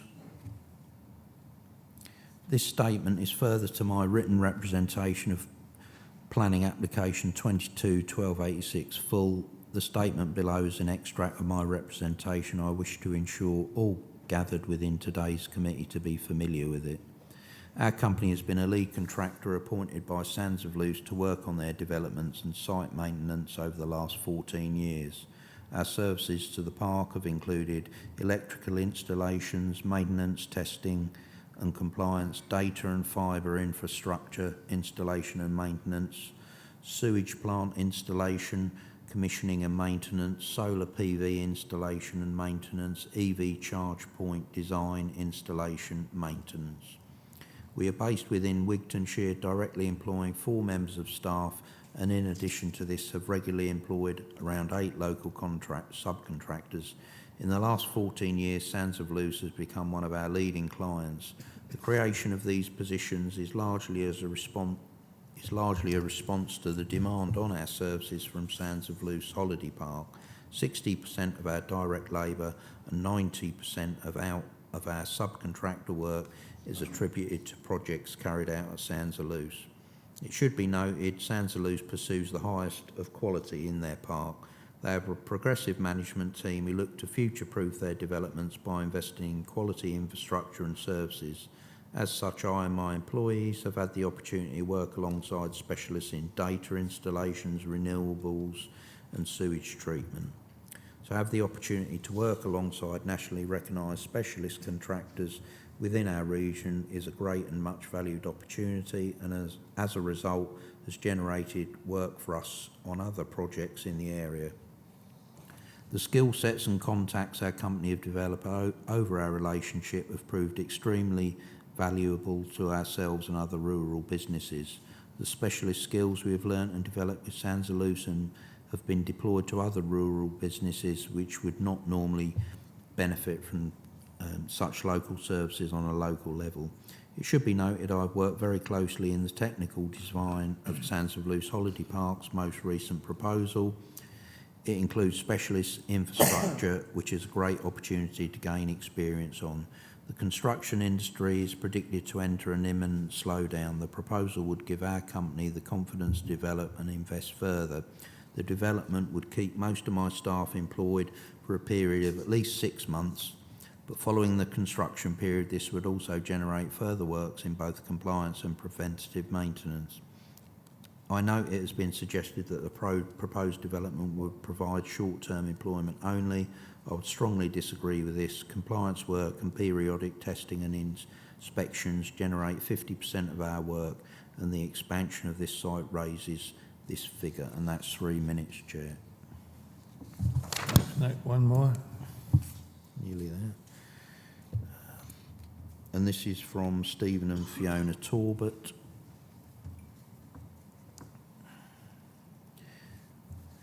We have worked alongside the families at Sands of Luce for over 20 years. During this period, we've been involved in the development and maintenance of this park. It should be noted that the ongoing maintenance and upgrading of the park provides continued ongoing work for our business. This work provides employment from our most qualified and experienced plant operators to apprentices. We feel that this would be a great opportunity to pass knowledge and skills on to these apprentices. Talbot Plant Hire was formed in 1994 as a farm diversification business to provide additional income and secure the current employment at our family farm. When we first met the family back in 2000, we had 2 employees. The work they provided us gave us a stepping stone to become one of the leading park developers in the local area. Our employment has now expanded to 30, including labourers, drivers and machine operators. With our extensive range of plant and HGVs, we also now employ 2 full-time mechanics and have 2 apprentices, hopefully continuing to pass on the skills learned over the years. The success of our plant and civil development business is based on the knowledge and experience we gained at Sands of Luce, developing the park from its original dated state to a modern leading 5-star accredited holiday park. We now work all over Scotland, carrying out the same kind of developments from Dumfries in the south to Banff in the north. This is all carried out by local employees that have been in our employment for some time. Current cost of living crisis and continuing interest rate rises have caused some concern for our business and our employees. The proposed development of 28 pitches with all the associated works would give us 6 months of security and ease of mind. What's more, the development will provide much needed ongoing maintenance and compliance work. It should be noted I had a team of 6 men working exclusively on Sands of Luce Holiday Park during the winter. This work was infrastructure upgrade and maintenance work. Such winter work is vital to our business and the local economy. Thank you, Nick. That concludes, members, the letters of support. We now come to the objector, and if I described Wilma Haney as a statutory objector, she's no, a Stony Kirk Community Council statutory consultees. So we now have an objection from Stony Kirk Community Council presented by Wilma Haney, and that's another statement to be read out by Nick. So this is an objection from Stony Kirk Community Council. Thank you, Chair. Thank you, Mr. Chairman and esteemed members of the D&G Planning Committee, and your invitation to respond to the planning application meeting. We would have preferred to attend in person, however this was not possible due to time constraints imposed by the process. Similarly, we would have wished to attend by Zoom meeting, however due to the inferior connectivity within the village this is not possible. As you're aware that Stony Kirk Community Council represents all the inhabitants in Sandhead, Stony Kirk and Ardwell villages, there is no doubt that the committee have read all the documentation surrounding this application in advance of the decision-making process, and we are aware of the relevant issues. You will have heard about the flora, fauna, noise, pollution, etc. on a number of the individual submissions. However, in the short time allotted, we would like to highlight some of the more concerning aspects which are and will affect the community. 1. Taxation. Sansaloosa contributes approximately £34,000 per annum in business rates. The inhabitants of Sandhead village alone contribute approximately £120,000 in council tax. This would suggest that although there is a tangible economic contribution to the village, there is without doubt a higher amount of extraction of resources from the local community through use of healthcare infrastructure, wear and tear on infrastructure, environmental pollution and noise pollution. In effect, the village is subsidising the caravan park. 2. You'll hear from Sansaloosa about the economic benefits for the extension of the park. There is no evidence of community infrastructure improvement directly associated with the establishment of and the previous expansions of the park. Any employment benefits in the main are seasonal, low-paid temporary positions. Any employment associated with the build are short-term contractors. One contributor offering support for the application suggested they have been able to employ 3 full-time employees to stock and manage a milk vending machine located in the park. They have recently advertised for a part-time employee, which is likely to be seasonal, to stock the machine. 3. Tourist statistics for the village have never been gathered and quantified. Anecdotal evidence suggests that the extra business generated in the village, i.e. the shop, is primarily from day trippers. In fact, the village shop will close on Sundays, which suggests the caravan site does not attract significant extra business. The hotel does have extra business, but it is not only from the caravan park. 4. According to Sansaloosa, they plan a number of expansion phases based on demand. Phase 1, application 100-129-668-001 was completed in 2021 for 59 static caravans and related services. This application is for a further 28 static caravans, would appear to be part of a future larger development plan. 5. Due to the planned development of the caravan park towards the south, it would prevent any future expansion of the village of Sandhead towards the north.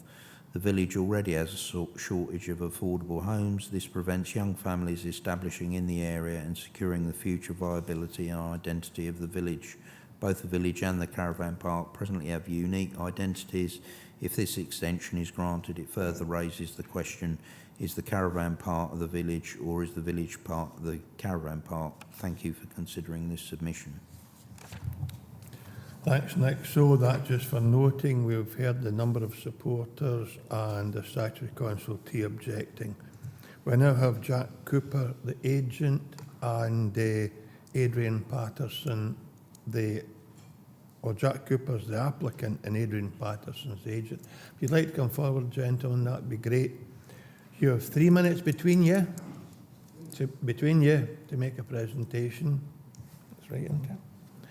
And with 30 seconds to go, I'll remind you to draw your joint presentation to a conclusion, and if you'd be kind enough to wait in case members have questions for you, I'd appreciate it. So whenever you're ready, 3 minutes, and I'll remind you 30 seconds to go. Okay, thank you. Chairman, members of the committee, thank you for this opportunity to quickly outline my processing of the application to you. It's been reported that this application generated a war between Sands of Luce Holiday Park and the community of Sandhead. That categorically is not the case.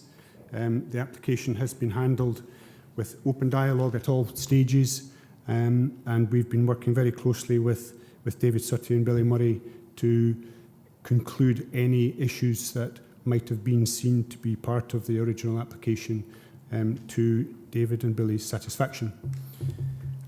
The development of the application presented to you today is a result of listening carefully to these concerns that have been raised and to addressing those concerns. And we believe that there will not be any negative impact on local services or infrastructure, and that the extension will continue to provide positive benefits to the community and its surrounding area. The application, I would say, provides a valuable opportunity, as discussed before, for all concerned to agree the relationship of the park with Sandhead, and that this will establish a significant break between the two built environments, and that coalescence of the two areas has been avoided. I would hopefully feel you're able to uphold the decision to approve this application, and that you would feel it is a good decision for Sands of Luce Holiday Park and a good decision for the future of Sandhead and the surrounding wider area. Thank you. I'll hand over to Jack. Within our 25 years of ownership of the park, we've increased the park's quality grading from 3 to 5 star and converted a high-density touring caravan site into a well-landscaped, low-density static caravan and lodge park with a small touring site. Continued investment and high-quality grading has led us to become a highly regarded national leader in holiday accommodation. We are fortunate to be fully booked and have a waiting list for holiday home sales. This presents us with an immediate need for growth as to meet demand. With growth comes opportunity for social and economic benefit within the community we operate by way of employment and visitor spend. The benefit has been supported by our own financial impact statement and that of 10 representations of support, inclusive of employees, local business, contractors, and the Stranraer Development Trust. I welcome the case officer's recommendation for approval, inclusive of conditions. In particular, I look forward to submitting an extensive planting scheme, enhancing our own self-imposed scheme. You have 30 seconds to go. Those familiar with the site will note our 8-acre young woodland, meadows and planting. The success of our business relies on the park providing a quality environment and community for our guests and owners. We are fortunate to be within a natural, rich, beautiful environment and have a local community who welcomes and values our guests. Our ambition is to enrich this environment and relationship in years to come by well-considered sustainable development and estate management. Thank you. Thank you very much, gentlemen. Bang on 3 minutes. Thank you. Any questions for the applicant or his agent? John Campbell. Yeah, thanks, Chair, and thanks for your presentation. I see this application's partially retrospective, and there was a previous application in 21 which was retrospective. I'd just like to know why you think you could just go ahead with development without actually getting planning permission in place. Thanks, Chair. Thank you for that comment. The retrospective aspect of this one came down to a contractor misunderstanding of the previous plans that were approved under 18.11.43 full, and as agent I can take responsibility for that, although I wasn't party to the actual decision on the day regarding the placing of the bases.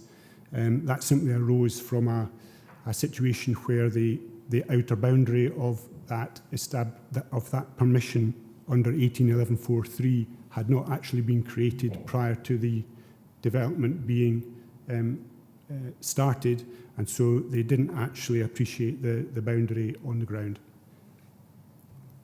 Thank you. Thanks, Chair. Thanks, John. Any other questions for the applicant or agent? Councillor Drysdale, Pauline, please.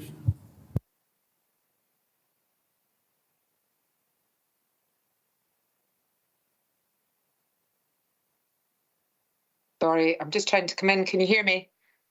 Yes. You can. Oh, what is going on with this light? Sorry.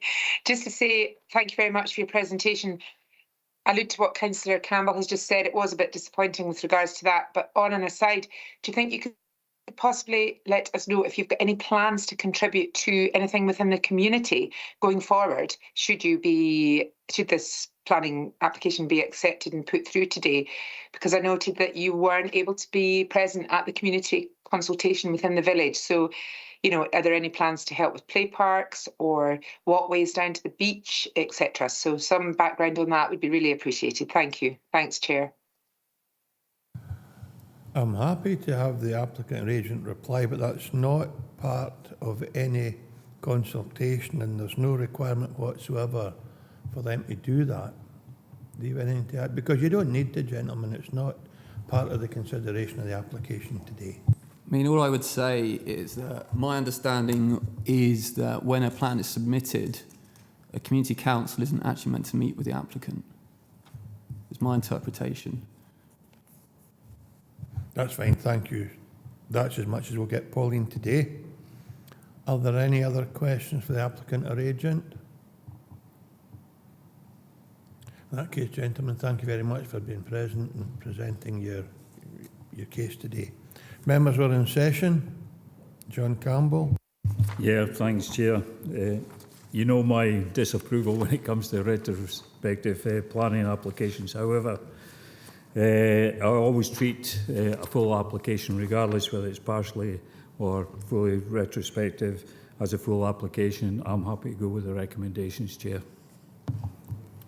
Okay, Stephen. Yeah, happy to support that, Chair. Thank you. Are there any alternative views?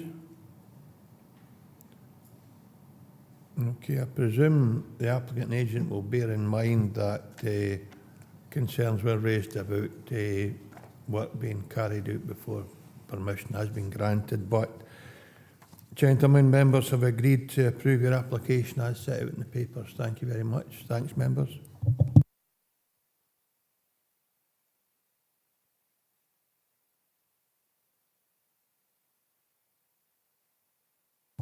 Members, we move on to agenda item number 6. A full application for formation of access at land at Iron Grey Road, Dumfries, reference number 22/1517/full. The recommendation is approved subject to conditions, and the case officer is Jamie Mackenzie. Jamie, if you're with us, will you take us through your presentation, please? Chair, Jamie is case officer, but I'm covering the presentation today. The papers even say that. Thanks, David. Okay, a couple of things just to run over quickly. Procedurally, there was an issue with the application when it originally came in. The applicant chose to describe the application site as Now Head, Iron Grey Road, which then transpired was actually incorrect. So the application was re-advertised, re-notified, and the description is now correct. As you can see, it's just Iron Grey Road itself. The main parts I would really want to draw to your attention are on page 60 and 61, paragraphs 4.4 to 4.6, as that outlines the history of the adjacent site and why there is the need for the current application, namely that there was a 2019 application, which Chris was actually the case officer for, but it was a full planning application. It was a major application. It came to committee. There were no objections to that application, and it was granted. It has been subsequently secured. So there is that Class 6 storage and distribution use established on the adjacent site. As you'll see in paragraph 4.5, as a result of the pandemic, Nordic Tyres have decided not to actually pursue that element themselves, even although they have a secured permission. And because there's a shared access, then basically legally they want to try and establish a new access so that the site isn't landlocked. So that's the background to why you've got this application for a new access. I'll just run through the slides for you. So you can see on that slide, you've got to the southeast is the Nordic Tires building, and then running on from that northwards is the site that has the secured Class 6 permission. Now, that area there with a sort of cross in the middle of it, that is the site that has permission. The only area you're looking at is the area outlined in red, which is the proposed new access to it onto Iron Grey Road. And again, disregard the green area, because that's actually the area that has the secure permission, so it's the area in red with the access is all that's actually before you today. It's a section through the site. It's slightly misleading, and that's what's called the Everest effect, that you've got different scales, but it does show the gradient. So a couple of photos. You're looking northwest along Iron Grey Road there. And then looking to the southeast direction towards Nowhead. So you can see the sort of distance between Nowhead itself and where the access is proposed. That's the proposed access.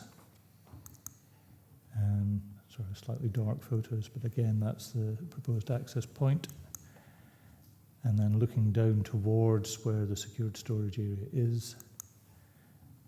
And again, down towards Glasgow Road. Now, there's no possible access onto the A76 because that would not be supported by Transport Scotland. So basically, the application is to form a new access to release this landlocked site to basically be used by other parties. The main issue, therefore, with this application is what's the difference in terms of the approved shared access point to the southeast and the current proposed location.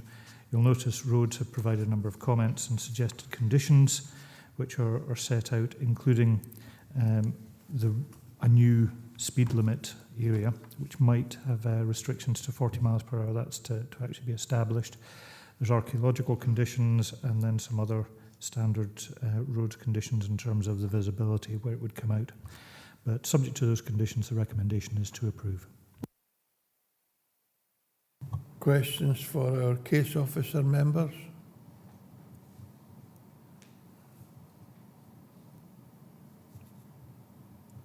John Campbell. Yeah, just a quick one, Chair, thanks.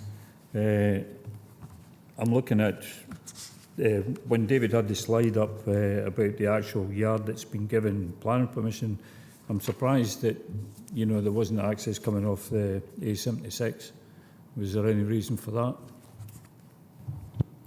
Transport Scotland wouldn't allow it.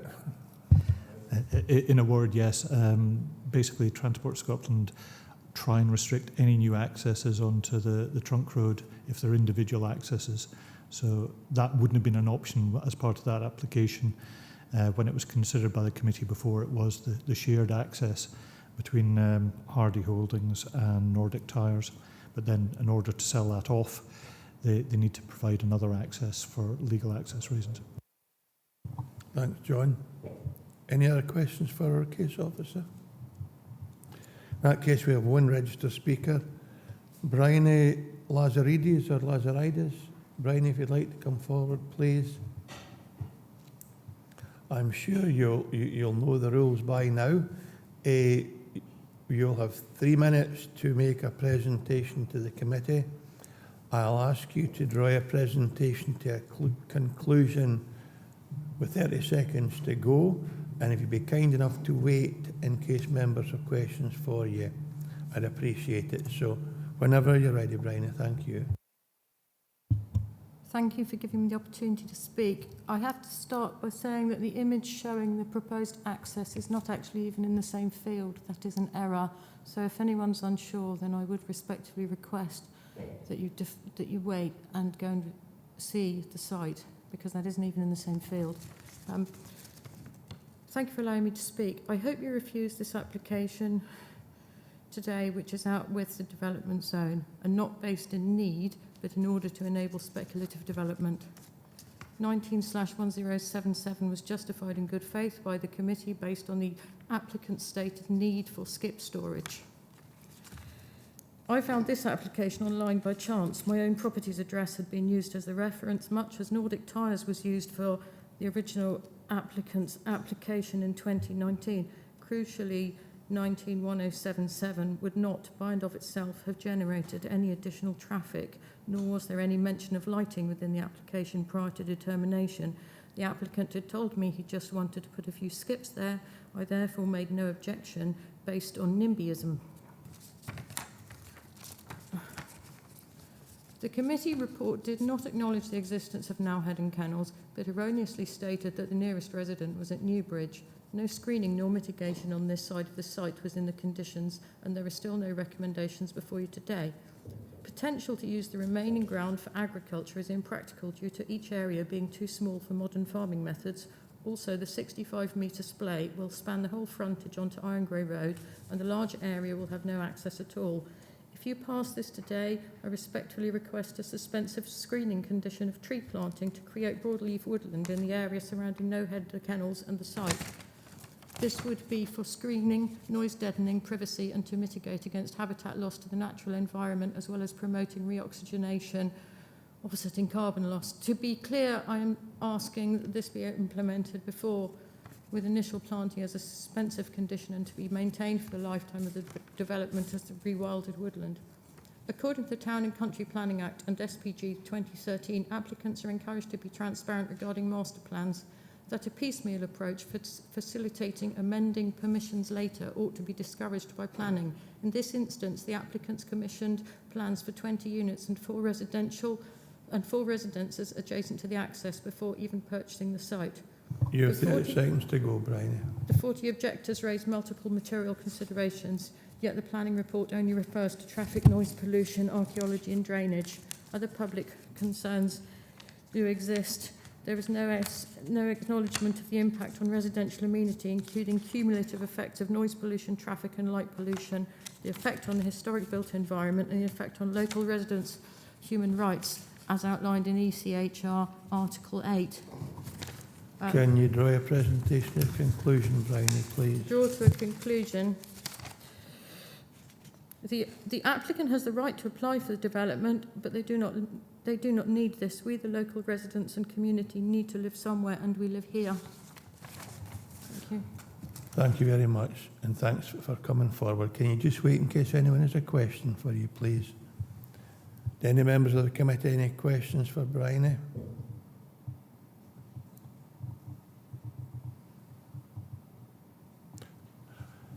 No, in that case, thank you very much for coming forward.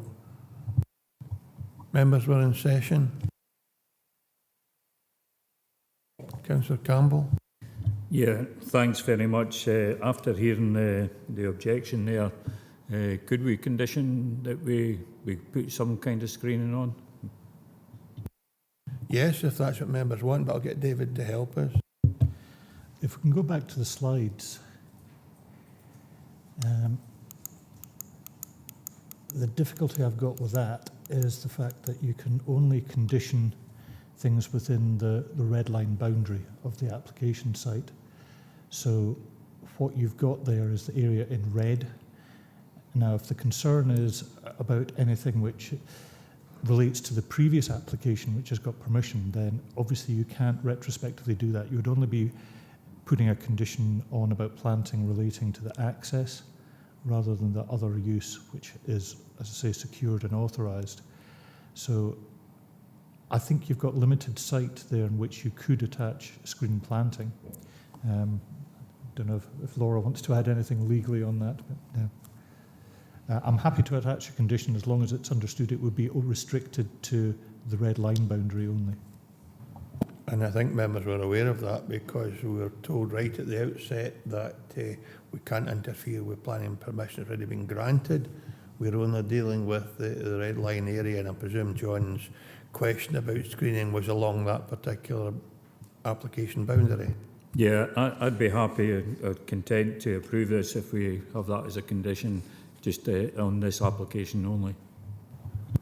Are other members content to add that? David? And you support that as well? Okay. Lynn, okay. So if there are no objections, we've agreed to... Oh, Pauline Drysdale, please. Oh, sorry, Chair. I've just put my hand back down again. I was happy to support Councillor Campbell's proposal, so I was a bit late with the hand up and down, but thank David Sutty for the information that we were looking for. Sorry to come back in, thanks. Thanks, Pauline.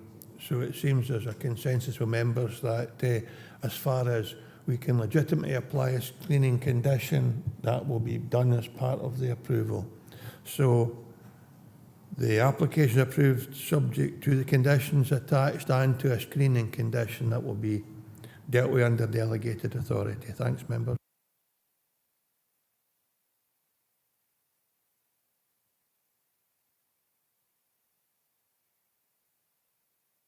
I think, members, with your indulgence, we'll just deal with item 7, which will allow the remainder of the speakers to address the committee, and then we can break for lunch, bearing in mind that Councillor Carruthers, Karen, wants to address us on agenda item 8, but I'm confident that she'll be patient and she'll get back when we reconvene after a comfort break. So, members, we move on to agenda item number 7.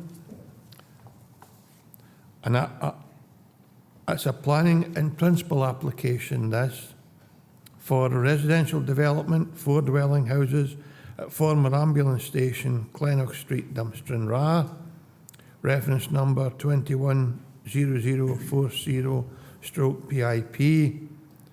The recommendation is approved subject conditions, and the case officer is Iona Brooke. So Iona, if you're with us, can you just come on and do a presentation, please? Good morning, Chair. Thank you. That planning permission in principle is put before you this morning as we have received more than 6 individual third-party objections on material planning grounds. If you can go on to the first slide, please. The proposal is for residential development on a vacant site which lies between Clennock Street and Lochrayan Street within Stranraer. The site formerly housed Stranraer Ambulance Station, and some evidence of previous development remains. The yard, which lies within Stranraer settlement boundary, is generally flat, and with the exception of the local telephone exchange, which you can see to the northwest of the site, with a church beyond that, the surrounding area is predominantly residential. It's also worth noting just now for your consideration that there is Cedar Brook, a small burn which runs on the northern periphery of the site. If we could have the next slide, please. Now, originally planning permission was sought for 3 detached 3-bedroom dwelling houses. However, officers considered this to be overdevelopment of the site, and an amended proposal was put before us, which now details 4 1-bedroom semi-detached dwellings contained within the red line boundary. Third-party concerns have been raised in regards to rights of access and parking, which occupants of Lochrayan Street to the right of that image have historically enjoyed, and you'll see that area there on the right-hand side of the screen will remain out with the development site, and therefore the right of access will be retained. Next slide, please. This is indicative elevations of the 1-bedroom units proposed. As you can see, they're quite modest. 1-bedroom, single-storey, finished in slate effect tiles and wet dash render. Next slide, please. This is just an area view of the site in question, and you will see the telephone exchange just to the northwest with the church and associated graveyard. And apart from that, the rest of the surrounding area is predominantly high-density residential dwellings. Next slide, please. Here we have the site in question on the left-hand side of this image, and access to the site is gained down Clennock Street. Next slide. This is just looking in the opposite direction. You have the site in question to your right, and that's a telephone exchange directly in front of you. Next slide, please. This is standing on Clennock Street itself, looking into the site, and the houses to the rear of that image are contained within Lochrayan Street.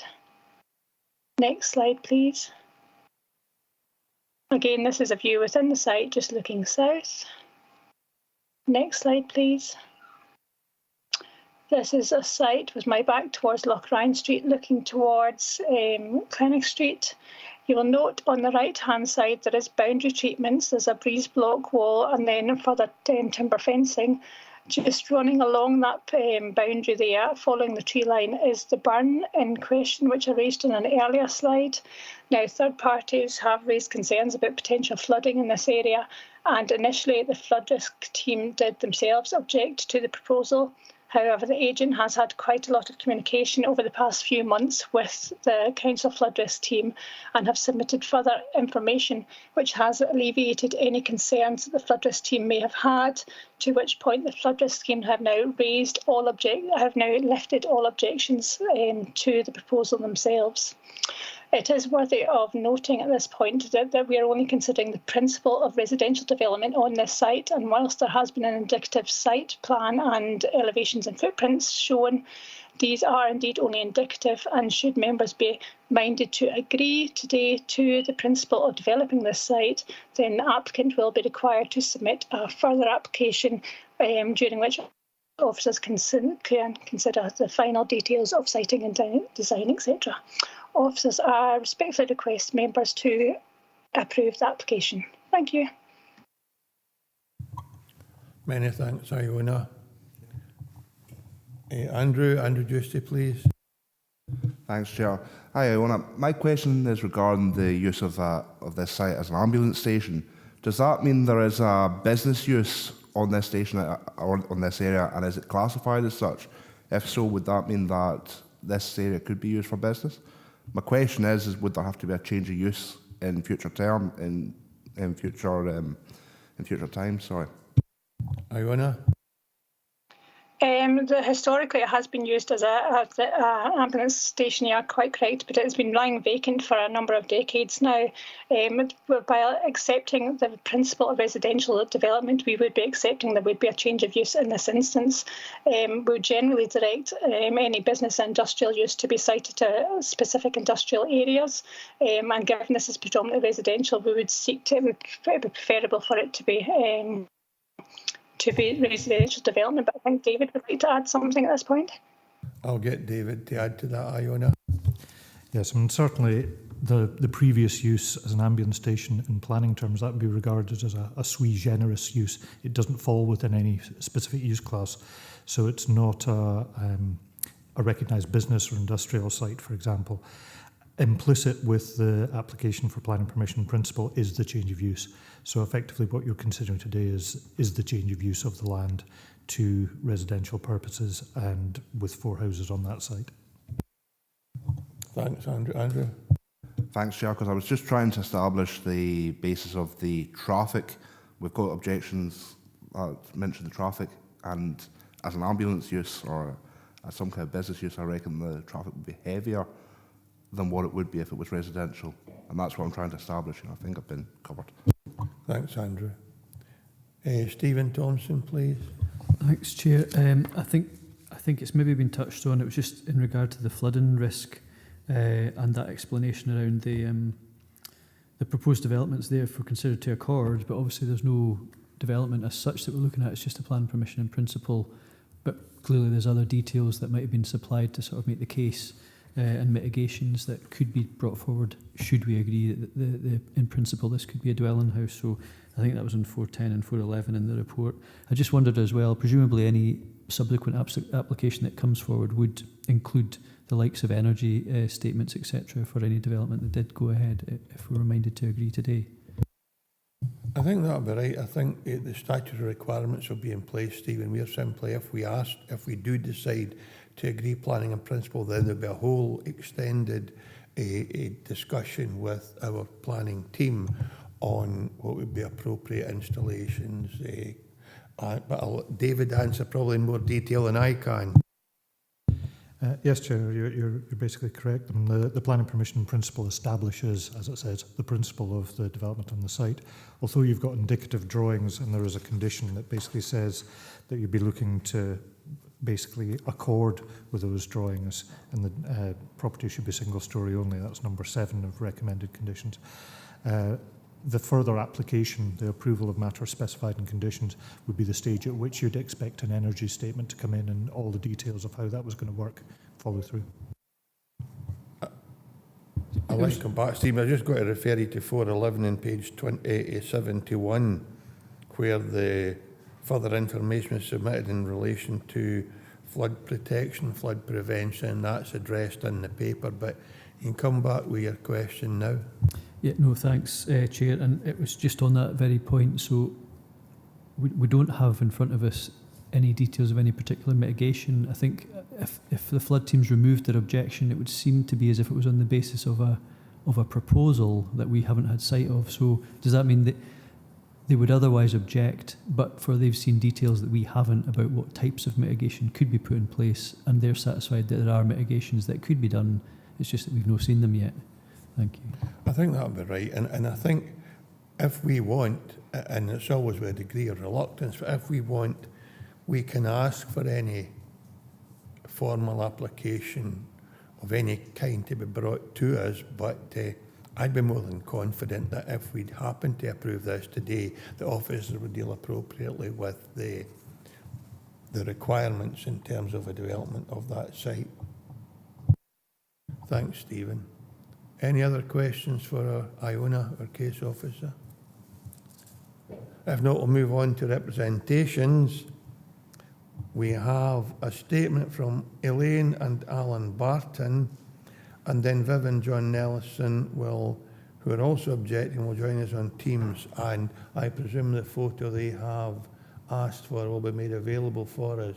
So Elaine and Alan Barton's representation first, and the same thing, Nick, 3 minutes, and draw it to conclusion, please. Thank you, Chair.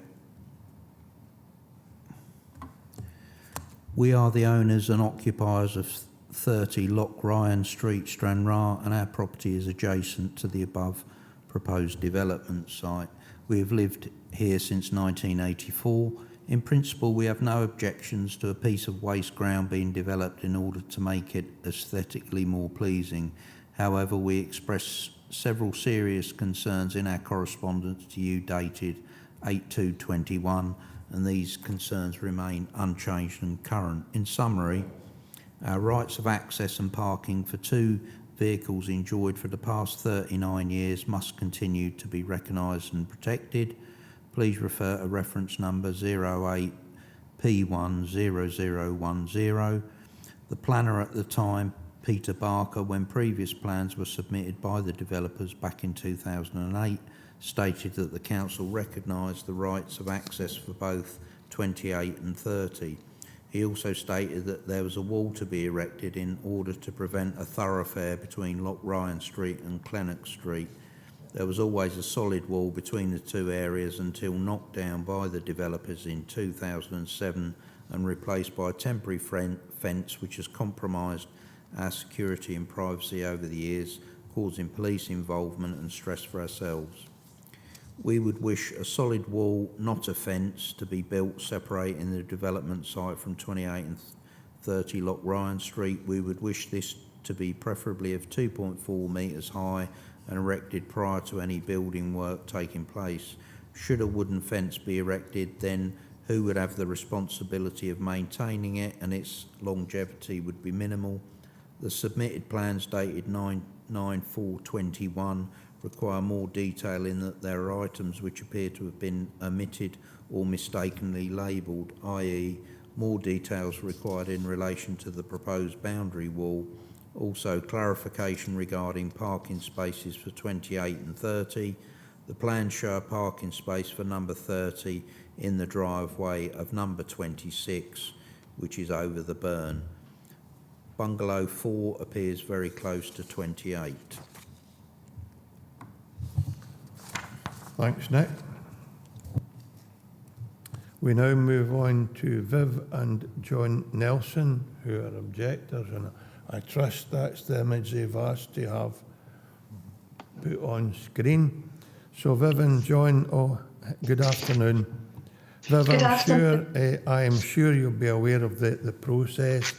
We restrict the presentation that you and John can make to 3 minutes. I'll remind you with 30 seconds to go to draw your presentation to a conclusion. And if you'd be kind enough to wait in case members have questions for you, I'd be grateful. So just whenever you're ready, Viv, thank you. Oh, and the picture you requested is up on our screen. Yes, thank you very much. And it's just myself. My partner John is currently asleep in his lorry somewhere in England, so it's just myself today. So I have printed out a wee letter. I'm just going to read it very briefly, and it's very similar to our neighbours at number 30. So first of all, we would be fully in support of the plans. We absolutely acknowledge that the site is, would benefit from being developed, and there's housing need locally, so that is absolutely fine. Our concerns really are the access, which I know has been covered, and I do acknowledge that it is stated that the access to the house is maintained, and we do acknowledge and appreciate that. However, the picture shows there, this is round the side of our extension. You'll see there temporary fencing in place. Now, from the drawings, what we can sort of take from that, and I may be corrected if I'm wrong, is that that area may be actually not available to us. I have got another picture. I'm not sure whether I'm allowed to share a screen to show you a different sort of view of that. Am I allowed to do that? Anyway, I'll carry on. Yes. Yeah, thank you. It's very, it's just one picture, so it's actually not matter because it'll take up time. So I'll just carry on reading. So we have French doors just round from where you can see the bins there. Across from that we have French doors, and to the left of that we have a garage.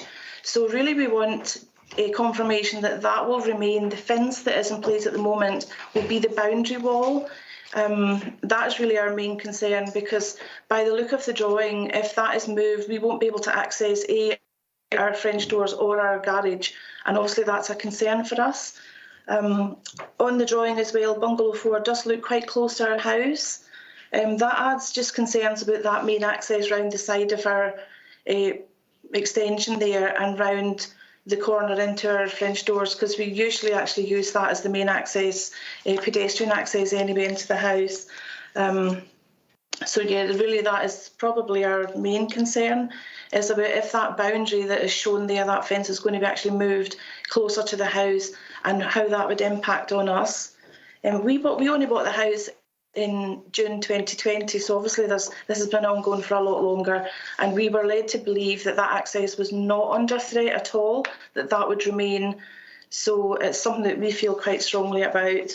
And while we do acknowledge and appreciate the access from Lacrine Street, we really need access round to fully use one of our entrance doors and our garage. The house 4 does look quite close, and I'm quite curious about how that would impact. We have 2-bedroom windows that would overlook that house, so there may be some privacy issues there, more for the house than us, I've got to say. You have 30 seconds to go, Vivian. Thank you. And really just lastly, I'm quite old school, and I would welcome any opportunity at all to meet the developers and talk, talk. And I have asked for this in the past and it's not happened. So I really appreciate the time given today to talk at this meeting, but I would really welcome, just an open, transparent conversation with the developers. But in principle, we do absolutely agree with the housing, we do agree with the plans, but we still have ongoing concerns about our access to our garage. Thanks, Vivian. So I have Vice Chair Andrew Giusti for a question for you, and we can ask the developer or the agent who's with us today if he can't respond directly to you, but he might give the committee some comfort if he chooses to do so, but that being his gift, maybe not ours. Andrew? Thank you, Mr. Nelson, for your statement there. I'm just looking at the map here, and I see that you're back on number 30 Loch Ryan Street.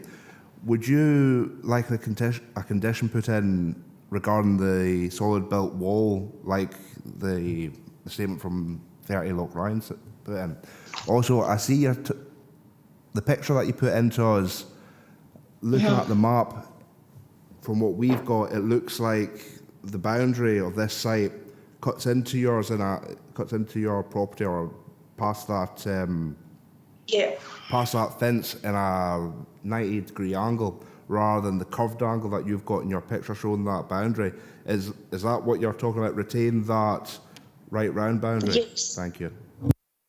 Yeah, the concern really is that by the drawings, it looks like that area that is currently, you know, from the end of the extension round to the garage, it looks like that will be, the boundary will be moved much closer to our house, which would really affect, I mean, obviously we put French doors there and a garage to access, so just need some clarification around that. But yes, I do support the idea of a solid wall, just to prevent people walking through from one street to another, just for privacy and security. Thanks, Vivian. I've got Councillor Marshall with a question for you. Sean, please.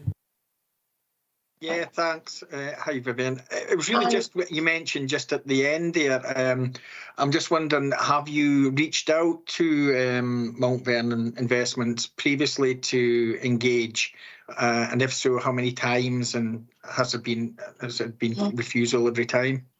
They've not as such refused. I can't say that, but we've put it in any previous statements that we welcome the opportunity to meet, to talk, to open, transparent conversations. I would say we're very approachable people, and I've acknowledged that there is a need for housing and the development of the site would be great, but obviously our concerns are ongoing.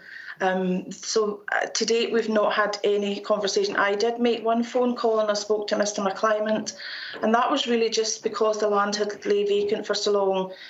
We asked if they would consider selling that little part to us, and we were told it would be a turning area. So that was the only communication I've ever had, and that was way back in the early days of us living in the house. But it is documented in previous reports that I've submitted. Thank you. Thanks, Vivian. Are there any other questions for Vivian? No? In that case, thank you for being present today and thanks for answering these questions, Vivian. Thank you. Thank you for your time. We now move on to Billy McMillan, agent, who's appearing in person. Billy, if you'd like to come forward, please. I'm sure you'll know the rules by now. You've 3 minutes. I'll remind you at 30 seconds to go bring your presentation to a conclusion. And if you want, you can do your presentation, and I will ask you about the access and meeting with a particular objector later. It would be up to you entirely how you deal with that. Sorry, but so if you go 3 minutes, and I'll remind you at 30 seconds to go just to bring your matter to conclusion. Thanks for that, Chair. It'll be short and sweet, I can assure you. I'll get you away for lunch. Site's been lying vacant now for about 10 years, so it's considered a scar in the local landscape within a popular residential area of Stranraer. The developer tries to hope to improve that to a modest infill development. That's what he's looking for at the moment. Careful consideration been given to the type of tenure and the layout of the site, keeping the impact to local residents to a minimum. As part of his submission, he has kept the car parking space for them at the far end at number 28 and 30. Consideration given to all representations is fully addressed to the satisfaction of all agencies, SEPA, flood risk assessment, etc. And quality of sustainable housing is the idea behind it. Small, modest development. What else can I say about the property? The RSL's an area, the research shows there is a need for housing in Stranraer, and that's basically it. He just wants a modest development in the area. Open to questions. Thank you very much. And I think it's encouraging members that you're assuring members that access will remain for the people that have been able to use access for that period of time. And it'll be up to you. You might convey, though, to the owner that Vivian wouldn't mind a discussion with your owner developer if he was willing to do so. Yeah, Chair. To this point, she's not actually contacted me at all. I don't know, but I can't comment on the phone call that she said to the developer. Just to bring you interest, the actual extension at number 28 lies exactly on the boundary. So the problem has been created by the previous owner. So it may be a wee bit of give and take between her and the developer. Yeah, that's great. And she did say that she hadn't tried to contact the developer. She'd hoped there might have been an opportunity. So it's up to you how you deal with that. That won't be part of the discussion today. And if planning in principle is approved, it will not be in that condition. Andrew? Thank you, Chair. Mr McMillan, thanks for giving us that statement. I know that this isn't up to you necessarily as the agent, but do you feel that your client would be amenable to a solid built wall being in a condition? Also, on this access for this house, I believe you just covered it there, and this being a planning principle, would that piece of land that's disputed at the minute, would that have to be a part of your turning circle, or would that be up for negotiation? That's obviously not for me, but just to reassure me. Yeah, I dare say that could be part of the discussion on or negotiation at the time for the next stage of the application. It's just a matter of sitting down round the table and saying, look, we'll leave that wee section there for that. Thanks, Andrew. Any other questions for the agent? In that case, Billy, thank you for being so concise. Thank you. Members, we're in session. Happy to agree. Oh, Andrew? I was just going to say, happy to agree, Chair. Yeah, happy to agree. Members, happy to agree. Planning approval will be granted in principle, and I'm sure David knows what the sentiments of members are, and that will be reflected in discussion with the agent and the applicant. David? Just a question, Chair. There was discussion there about a solid boundary. Is that if you were putting anything onerous on, you should do that at the planning permission in principle stage? I suppose the only issue, which maybe, I don't know if Laura wants to contribute to, is that there's an element here of civil matters where it's in ownership rather than a planning issue. Laura? Yeah, we have to be careful that we're not stepping outside of the area of the red line here. The planning permission, the application area does go very close to the objector's property. And if we start imposing conditions which then start straying beyond the red line, that could be a difficulty. I was going to say, can we delegate to officers to maybe tidy this up rather than get into a fankle, but Stephen? Yeah, no, happy to do that. I think it was maybe the area actually that we're considering, though, would be within the developer's control, arguably. So I'm just sort of thinking that any other civil matters about ownership to be confirmed, if there was some indication that if it is in that area, then it allows access for the residents to maintain their amenity at a negotiated distance or something like that, because we're not saying about areas out with the development being proposed. So it's really just about within that, where the dotted line is, I think, on the wee map. And I would have thought, Stephen, after 30 years, if the lady's right, there had been an established right of use or right of access because of that duration. But David, did you want to respond to Stephen? Chair, so just something dawned on me anyway, that you've got on page 72, condition 6 about landscaping, which requires details of erection of walls, fences and other means of enclosures. So rather than getting ourselves too tied down, because if there is any dispute over the land ownership and access and things like that, I wouldn't want to have a condition specifically saying something's got to be done only to find that it can't be done for legal reasons. So I think condition 6 gives you the scope there anyway, with some flexibility. Okay, so we're happy just to go as set out in the papers with the confidence that the agent has said he will be amenable to an approach from the objectors that have presented today, whether that be in person or right. Okay, so application approved as set out in the paper. Thank you. Thanks, members. We'll have a 30-minute comfort lunch break, and I'll see you back at 1:30. Thank you, members. Thanks, folks.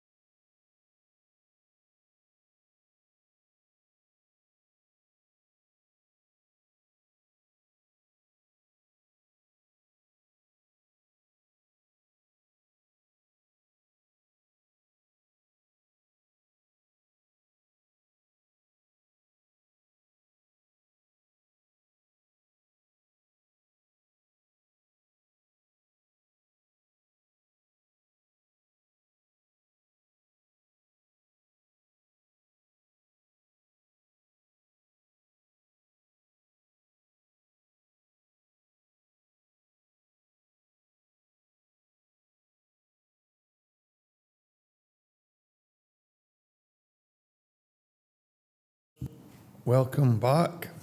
It's now gone 1:30. We move on to agenda item number 8. A planning application in principle for the erection of 2 dwelling houses at site between Whinny and Cashmere, Annan Road, Gretna. Reference numbers 22/2201/PIP. Recommendation is to refuse, and the case officer is Claire Eckstein. Hi Claire, will you take us through your presentation, please? Thank you, Chair. Just a quick correction of paragraph 4.4. It should be policy H3, not the pound symbol. Right, just going through the site itself. This is the application site, which lies on the western side of Gretna, on the northern side of the B721, and it's the piece of grazing land between Whinny and Cashmere. So this is an aerial photograph of the site, and I've highlighted where Whinny is. Also, to the south of the B721 is the former golf course, GTMMU1, which is an allocated local plan site. And then just where Cashmere is, and then obviously the Halcrow development, which was done by Cunningham Housing, or Cunningham Homes. So this is just a block plan of the site. Mentioned in the report is where the existing Gretna 30-mile-an-hour speed limit sign is. And then there's also a what they call speed reduction sign, which you can see highlighted as well, sort of midway in the centre of the site. And then I've just taken out an extract of the LDP2, which is the Gretna inset boundary, which shows the application site, which lies out with the settlement boundary for Gretna. And then these are the photographs. So this is looking eastward from the site along the B721. So you've got Whinny in on the left, an application site, and then beyond that is Cashmere. So this is looking eastwards, be a bit closer, along the entrance to Whinny with the application site, and then you can see the speed indicator sign is sort of roughly beside the red car.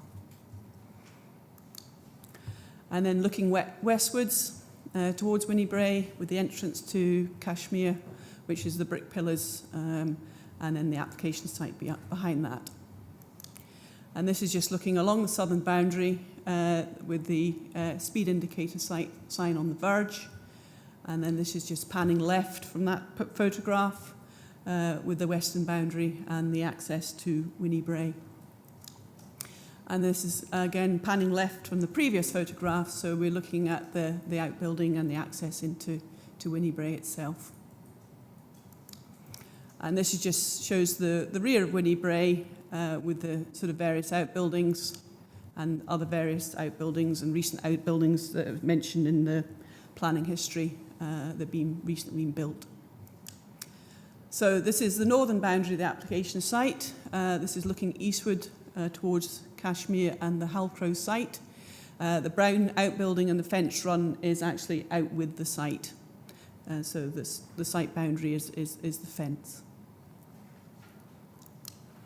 And this is a wider view of that northern boundary to include the Halcrow, which marks the settlement boundary of Gretna. And then on the furthest distance behind the raindrops, you can see the A75T to the extreme left of the photograph. So this application, as set out in the report, is out with the settlement inset boundary for Gretna in the local development plan 2, and it's not an allocated site. So NPF policy 16 would not apply, whereas NPF policy 17 on rural housing would apply. As the site is immediately outside the settlement boundary of the LDP2 policy H4 applies, and as noted in paragraph 4.5 of the report, policy H4 only supports development proposals where there's a recognised shortfall in housing within the Annan housing market area, and in this case, with no shortfall has been identified. Furthermore, there's also an allocated site, GTMU1, on the former golf course for up to 200 units, which has planning permission in principle already approved. And I would highlight also in paragraph 4.5, if the applicant wishes this site or a wider area to be considered in the future, then it is the preparation of the new Local Development Plan 3,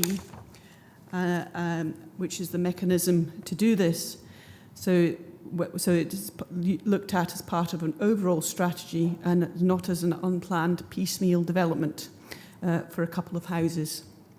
As the site is in the countryside, there are no reasons to support the proposal on the basis of essential need under Policy H3, and the other reasons for the support by the applicant for 2 houses on the site are not considered valid planning reasons.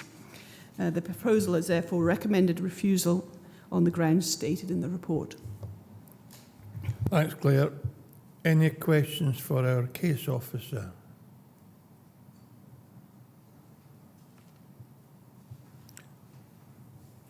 No. Councillor Dryborough, Archie. Yeah, thanks, Chair. I just want a couple of questions with Claire with regard to the report that comes in. And obviously in 1.2, she quite clearly states it is on the settlement boundary. It's actually about 2 centimetres away from the settlement boundary at the start of that particular thing. But she also mentions it's 125 metres from the town centre, and nobody's disputing that. The fact that I would have liked to have seen some up-to-date photographs, because right across the road from the site at the moment is a new build status, and that's right across the road from the site in particular. But just with regard the boundary of Gretna, I don't think anybody is disputing what she's saying about the amount of build there is going in, potential for Gretna. I have to say potential because there is some applications in planning in principle. But looking at MPF 4, Policy 14, Design Quality in Place A, which is development proposal designed to improve the quality of an area, whether in urban or rural locations, and regardless of scale, that could be an opportunity, I think, there, Chair. Is that a question, Archie, or an observation? Well, the question is that we've been given reasons why not, but in some other reports we've been given reasons why. I'll get David to respond as best he can. Chair, well, I would suggest that you've actually got the relevant NPF 4 policies actually identified in the report, and as it's made clear that really the key one in that respect is the fact that you've got NPF 416 looks at sites which are allocated, but then this isn't an allocated site, so it really falls to look at local development plan policies H3 and H4 as taking precedence in this instance. As with all things, there will be various policies which you can apply, but you've got to look at which ones to give greatest weight to and which are the overriding ones. And certainly I think Claire's report makes that very clear as to which ones you, as a committee, should be focusing on. Thanks for that, David. Okay, are there any other questions for our case officer? If not, hopefully Councillor Carruthers, Karen, is available online. Karen, are you with us? Yes, thank you, Chair. And right, Karen, I'm members. sure you will know the rules. When you present to the committee, you've got 3 minutes. I will remind you with 30 seconds to go to draw your presentation to conclusion. And I think we elected members who don't wait for questions. Is that right, David? It's a statement. It's a statement you make, so we then ask you to leave the meeting. So it's simply a statement, Karen. So it'll be 3 minutes whenever you're ready, and I'll mind you with 30 seconds to go just to draw your statement or presentation to a conclusion. Thanks, Karen. Thank you, Chair, and good afternoon, members. Can you hear me okay, Chair, because I'm having difficulties with my camera? Hello?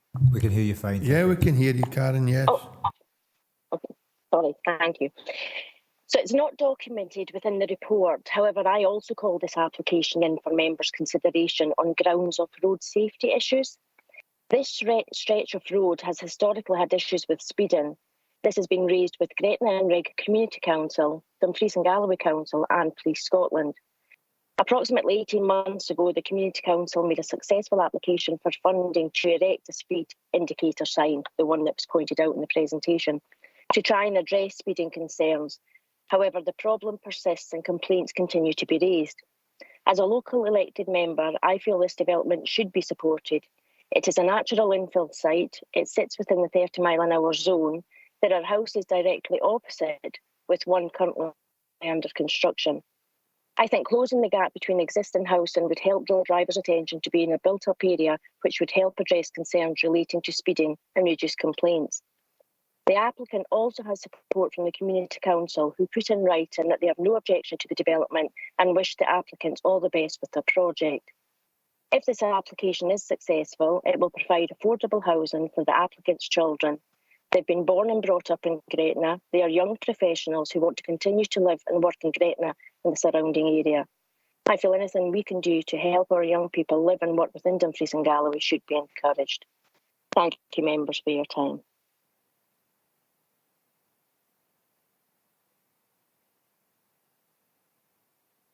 Is that you finished, Karen? Yes, thank you, Chair. Thanks very much, Karen, and thanks for your presentation. Members, we're in session. Go with the offer's recommendation. Councillor Dryborough. Thanks very much, Chair. Somebody putting these hands up must take a bit of time when it gets to Dumfries v Hannon. Like, I don't know what's going on there. Like, yeah. Chair, this has obviously been in front of the Community Council, and there has been a bit of a history on this land prior to this application. And we have seen earlier on today that we wouldn't normally ask for these applications to come back to Planning Applications Committee. However, I am convinced that this is the right thing to do for this infill site between the two houses in Winnibree and Cashmere. I know it would be an exception to policy, and the exception to policy is obviously stated within the report itself. I am suggesting that we grant this planning permission in principle. However, Chair, I would like to understand, coming back to policy 14, the design quality in place of MPF 4, I would like to see the full application come back to Planning Applications Committee if this helps the situation for other members on the Planning Application Committee. The families that are actually going to be living in these houses are local workers. They're skilled people, as Councillor Carruthers has already said. The local community council support this. I have got no issue at all because of what's happening with borderlands and things like that. The other areas within Gretna that have got land for building on, land for housing, will, once borderlands comes to fruition with the Chapel Cross project, be easily eaten up. And as has been said in previous applications, we are struggling for housing in Dumfries and Galloway. So I would suggest, Chair, that we do approve this planning and permission in principle, and bring it back to a full planning application to a future Planning Applications Committee, Chair. I'll be looking for policy reasons, Archie, and you and I both know as soon as planning in principle is granted, that determines the fact that properties can be built there. So whether or no a full application comes back won't change the complexion or the decision made that it's permission granted to build on that site. And officers have said there's a better opportunity for a more comprehensive look at that area in LDP3. But that's fine. If you can come up with a form of words that governance will accept, that'll be fine. I'll go to Ian Carruthers. I presume he wants to support you. But between you, you need to come up with a form of words that's acceptable as an alternative. I already have a motion, I'm sure it's from John Campbell, seconded from or by Stephen Thompson or vice versa, to go with the officer's recommendation. So I'll give you a few moments to see if we can come up with a form of words, and I'll invite Councillor Carruthers to come and speak. You all right with that, Archie? Yeah, I mean, obviously, Chair, I have said that MPF4 has got design quality in place. So I would suggest under OP2, design quality and placemaking, it has an opportunity to come and be applied to this application. But obviously, design quality in place is MPF4, so it more or less mirrors what OP2 is. Thanks, Archie. Councillor Carruthers. Thanks, Chair. I've got a dodgy signal. I apologise for that, just in case I get cut off. Hopefully I'll not. No, so you've guessed correctly, Chair. Like Councillor Driver, I do support this case. As outlined already by both, there's road safety issues there. That's come up through presentations and local members' information. There's, to me, it does look like a natural infill site. It's right on the edge. It's right on the very edge of it. And really, the council should really have picked that up through the last local development plan. I thought it was in the local development plan when I first seen it. It was a natural piece to pick up on. I know in Annan up Windermere Roadway we did one exactly the same. There'd been a number of applications which had failed in the last LDP. I think it was Councillor McClelland or Marshall that actually brought it in at that time, and it was a similar case. But whether it's now or whether it's in 18 months' time, I don't see any point of delaying it. Comfortable enough with what Councillor Driver said and removing delegation in real terms, I think is what he's saying, from any further applications on this site for the full detail to come forward. Road safety issues is my main concern. There is a lack of affordable housing in that area as well, Chair. I will definitely.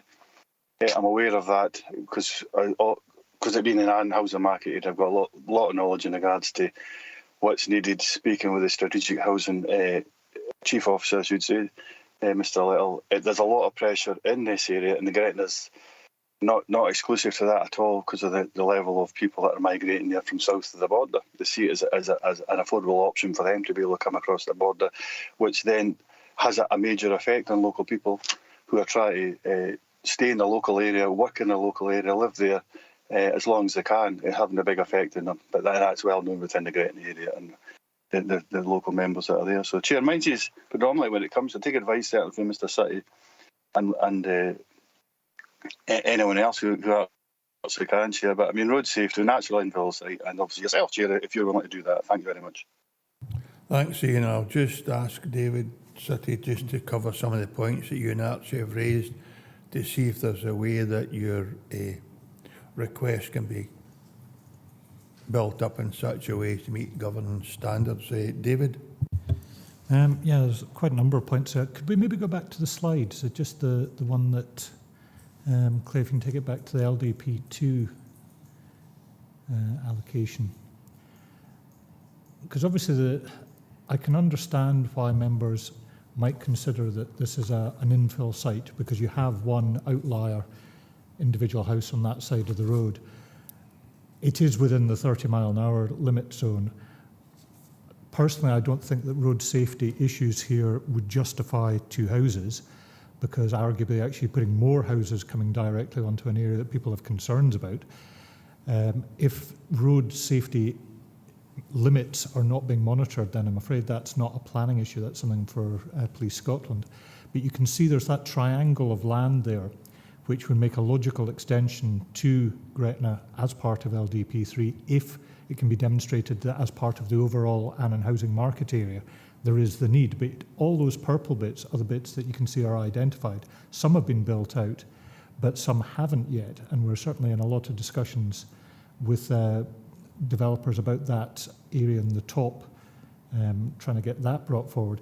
There is that red area, which is the mixed use area that has been granted as well. So really, I would say at this stage, it's very piecemeal. It's just putting a couple of houses forward when it really needs to be looked at as part of that overall land release as part of the LDP3 process. So what I'm saying is basically, not yet, but possibly in the future. Planning permission runs with the land, as you've heard me say many, many times. It's not affordable housing. The developer is not an RSL. Therefore, it's just cheaper housing for their children, but equally, their children could sell it on the next day. There's no control we would have over that.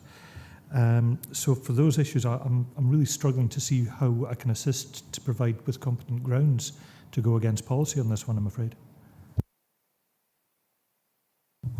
Chair, I come back in, find out what I further. Yes, come back in, Ian. Thanks, Chair. So, David, when I looked at designing streets, we go back. I know this is the main thoroughfare. It used to be the main Glasgow to London road, but the way it's designed, it's built for speed, so to speak. So it's nothing like designing streets. So, and it's natural. It's contained in all, whether it's new roads, design guidance, or whether it's whatever type of roads construction and design guidance that we've got. There's an emphasis on the pedestrian have a right of way, which actually slows traffic, and that's where I was coming from. If you put pedestrians, there's got to be a pavement here. That would obviously have to be a condition of the design. There's an emphasis there. Even the speed sign could then be, and the 30 mile an hour could potentially be relocating further back, such like. But I definitely think, I've seen it in the past, we've seen it in Annan, it actually worked very well. Would change the speed limits to 40 and that whole calming thing in those houses there already. I've seen it in the past with this, through experience, that it works. If you put pedestrians onto a footpath near the road, traffic naturally calms down. It doesn't look like it's in a 60 mile an hour. As it does, you come into there, it's like a 60 mile an hour zone when you're actually in a 30. And a natural extension to this through houses being built, I would see that. So I really do, David. I understand what you're saying in regards to you maybe find it hard to tie it down from a competency point of view, but I really do think that through designing streets, any design guidance that I've looked at to extend the Gretna, that would definitely have a material effect on the way traffic behaves on that road. Thanks, Ian, but it doesn't, even that doesn't address the fact that the application suit with the settlement boundary, and it's only using a small proportion of a site that could be brought in its entirety, and that would then ensure that development was managed better than just as the language that David used was piecemeal. But I'm still looking for some form of words that will satisfy governance, or else we'll just go with the officer recommendation, because we've got John Campbell and Stephen Thompson already have a motion in to go with the officer's recommendation. I've got Pauline Drysdale, I think, for the first time, and then I'll go to Stephen and John. Pauline. Thanks very much. Thanks very much, Chair. David, could I just ask, before we proceed, would policy H4, earlier in the presentation, someone mentioned that policy H3 and H4 would take precedence. Would policy H4 as part of the current LDP be a method of wording, as it's just outside the settlement boundary? I've just been analysing that. So there's certainly some wording in there, but again, I don't have the experience or knowledge, so I would take your advice on that. Thanks, Chair. Thanks, David. Thanks, Pauline. David's just busy looking up the document. Well, basically, policy H4 is to do with housing development immediately outside settlement boundaries. And it does say that, really what you're looking at is proposals must represent a logical extension to the built-up area. Yep, we get that. Appropriate scale to the site of the settlement. So again, we're just talking about 2 units here. It's not a strategic land release. It would not prejudice the character or natural built-up edge of the settlement, and not cause any further adverse effect to the landscape setting or the settlement, etc. But the critical part is that really it's looking only where there's been an identified need for additional housing that can't actually be readily met. And as Claire's report sets out, there's more than enough allocation within this particular area. So I'm struggling to see why 2 houses would actually be a strategic objective here. I suppose the only argument that you could put forward is that you perceive this in isolation as an infill site, which would not have an adverse effect on future land release. But other than that, I'm really struggling to see anything. To move matters forward, Archie, are you putting this in as an infill site that would not adversely affect other areas? Yes, I think, I thank David for that advice, but I do see it as an exception to policy. Sorry, I'm getting some. You got your microphone on, Chair. Thanks, Archie. Sorry, I was getting some feedback there. It was obviously because you had your microphone on, Jim. So it is an exception to policy, and it's an infill. It's perceived as an infill site which will support the local safety of road safety issues that have been mentioned before. And it's exception to policy H4, which is housing development immediately outside the settlement, and it is an infill site. Thank you. Ian, are you happy to go with that? Without any further ado, we'll move to the vote. I am, Chair. I'll come back to my road safety issues in future. Thank you. Thanks, Ian. Stephen.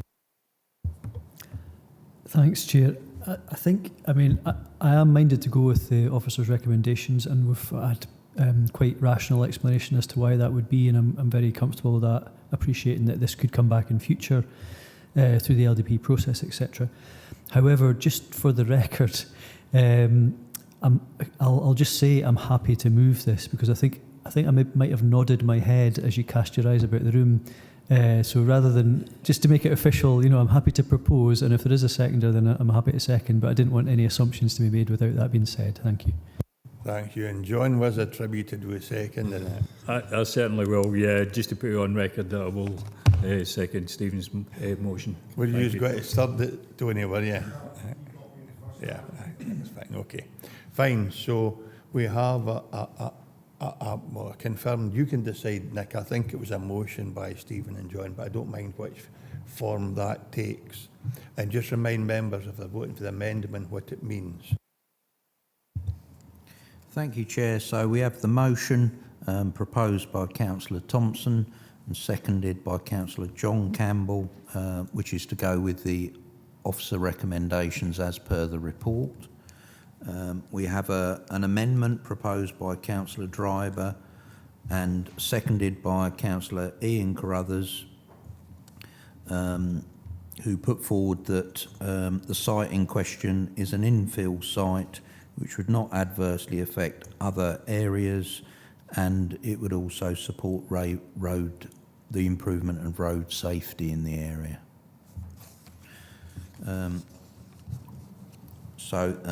Effectively, the amendment is supporting approval of the application. So in planning in principle. Planning in principle. Quite. Yeah. Thank you, Chair.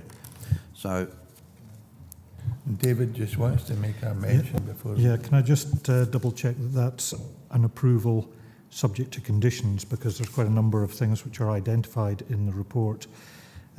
So paragraph 4.7 mentions the fact there would be roads conditions. You've got conditions as well in paragraph 4.9 about the overall heights and finishes should be related to the area. You've got a directive as well about the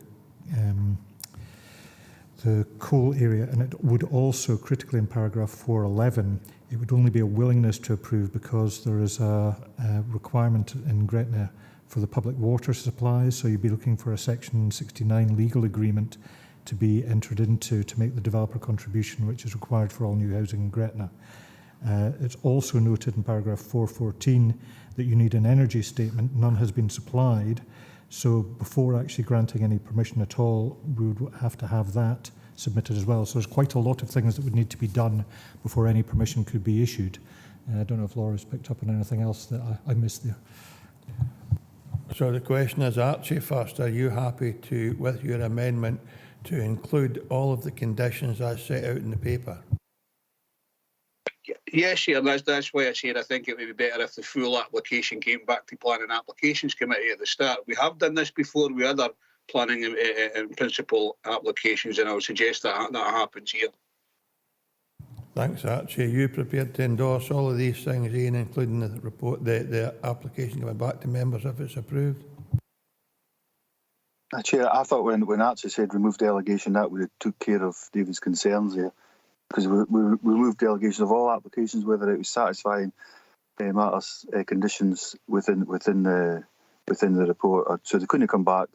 They'd have to come back to this committee, whether it was a full application coming back. I thought that would have at that point. So what would have been agreed as a planning principle today, if approved, and ultimately any further applications of any kind would have to come back to this committee. So I thought that would have taken care of what David's concerns were. Without confusing matters, do you want a different proposal from Archie? Are you content with what Archie's put forward, including that the full application comes to committee? I'm fine with what you just said. I'll endorse what Archie's saying, and any further applications comes back to this committee. Okay, Nick. Happy to move to the vote, Chair. Ivor? Just for clarification, we're normally told that if we are taking a planning in principle, you put conditions on now with regard to that. Because we're removing delegation, can we still retrospectively put conditions on when the full planning comes back? I think David just read out what we all had to do. Well, basically what I'm saying to you is, because this is a planning permission in principle, yes, you're correct, we need to attach all relevant conditions at this stage. And there's a number of standard ones you have to attach to any planning permission in principle. What I'm also saying is that before anything proceeds to issuing any planning permission in principle, we need two things. One is it's really what you're talking about is a willingness to approve subject to satisfactory completion of a Section 69 legal agreement to make the necessary developer contributions to the Gretna water supply. So that's something which Laura or her team would have to sort out before anything could be issued. There's also the fact that we would need an energy statement prepared and submitted by the applicant's agent before we could proceed with that as well. Then there would be a number of conditions. It would not necessarily be a full application, just to be clear on that. It could be what's called an application for matters specified in conditions that would come back to committee rather than necessarily a full planning application. Bet you wish you hadn't asked that. No, it was just... You did ask.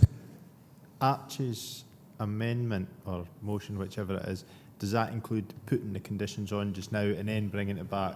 Yeah. It sounded like we'll leave that to the next application, but just for my...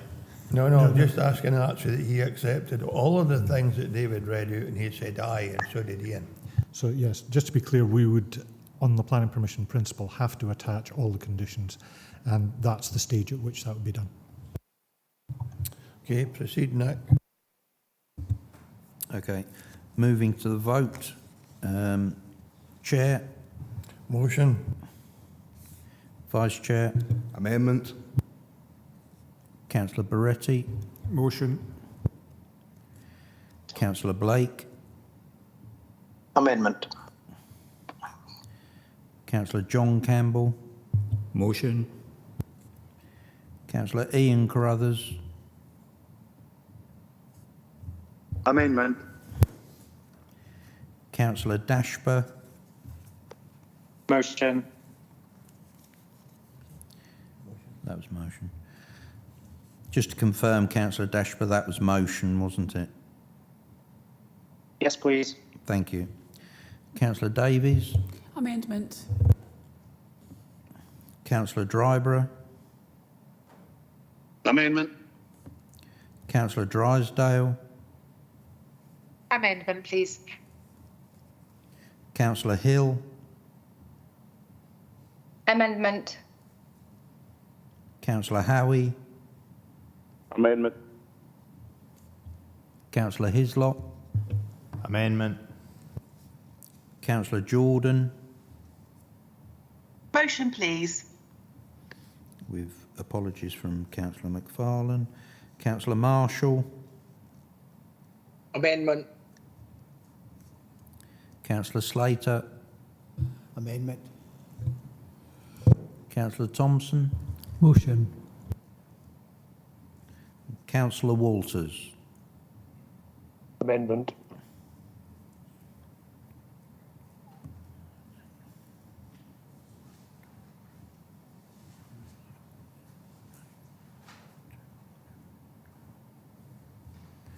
So voting is as follows. In favour of the motion 6, in favour of the amendment 12, so therefore the amendment is carried and planning permission in principle, subject to the conditions and the report coming back to a future meeting, is carried. Many thanks, Nick. Move on to agenda item number 9.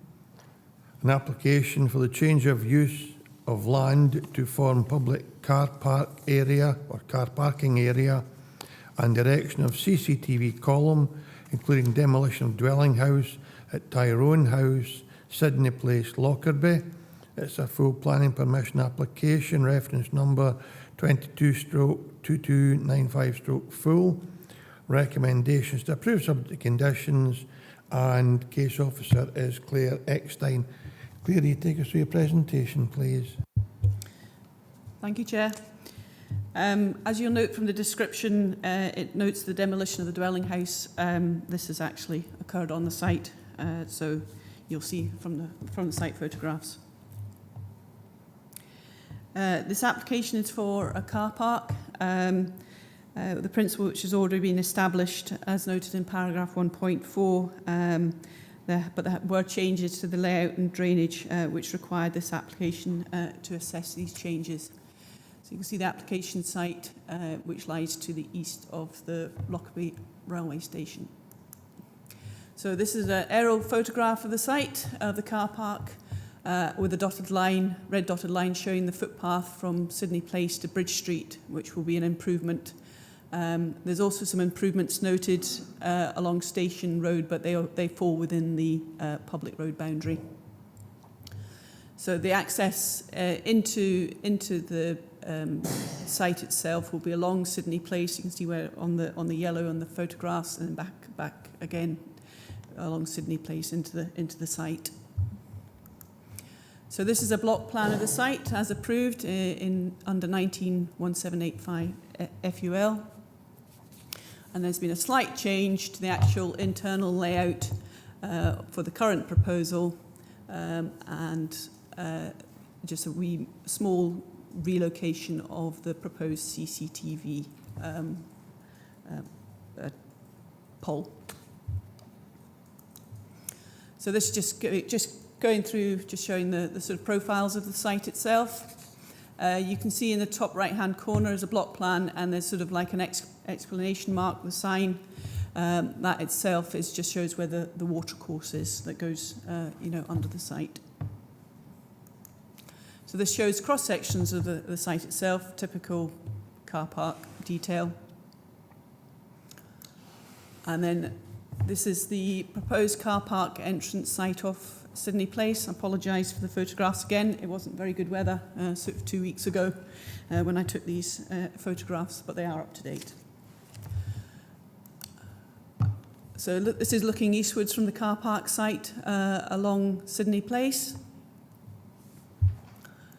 And then this is looking, again, this is the existing footpath access from Sydney Place to the right of the garage block, and then the houses, which are the two-storey, which is reference 4 to 26 Bridge Street in Lockerbie.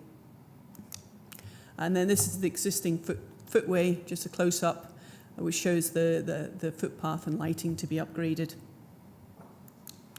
And then this is the back to looking at the footway from Bridge Street itself. And then this is panning left from the previous photograph, looking along the Bridge Street, which will take pedestrians back round to the railway station. So this is the northern boundary of the car park site. This forms a boundary with the business units off Sydney Place.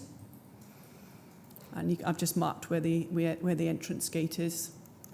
And then this is the northern boundary, the business units, and then just panning right again.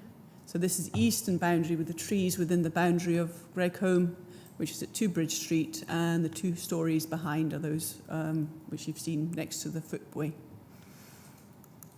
And then this is panning right from the previous photograph. So this is looking towards the southern boundary of Bridge Street. That's the rubble pile is where the demolished Tyrone House was.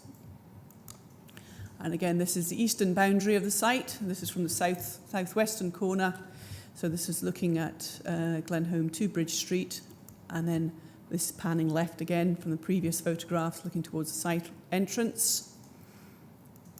And then this is panning left again. This is the western boundary with the railway siding. And then beyond that, you can see the Lockerbie Station platform. And then what I've done is just given you a close-up of the watercourse as it exits onto the railway siding and track, which is beyond the fence, and then beyond this again is the platform of Lockerbie Station. So there is actually no direct access from the site, unless you went across obviously a live railway track to Lockerbie Station.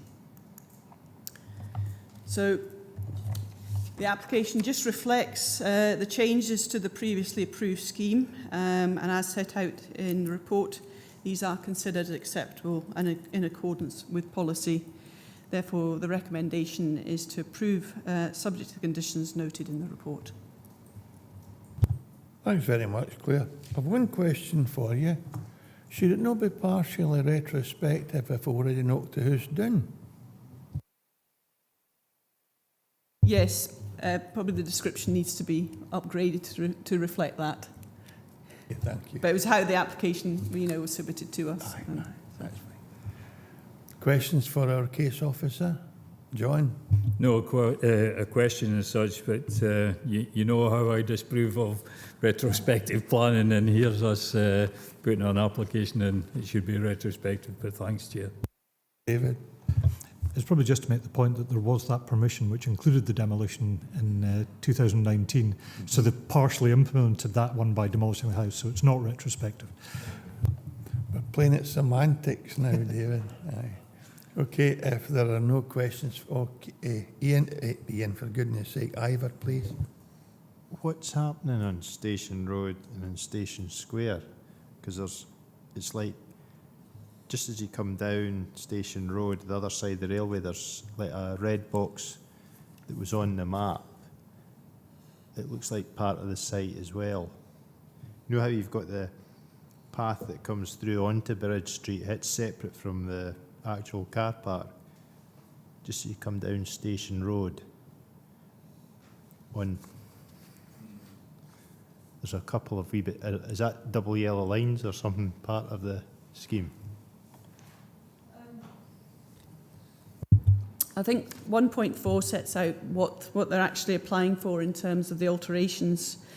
I did spot that they'd added that area in as part of the application site, but technically that's probably the engineer being a bit, just explaining what was happening in the wide area.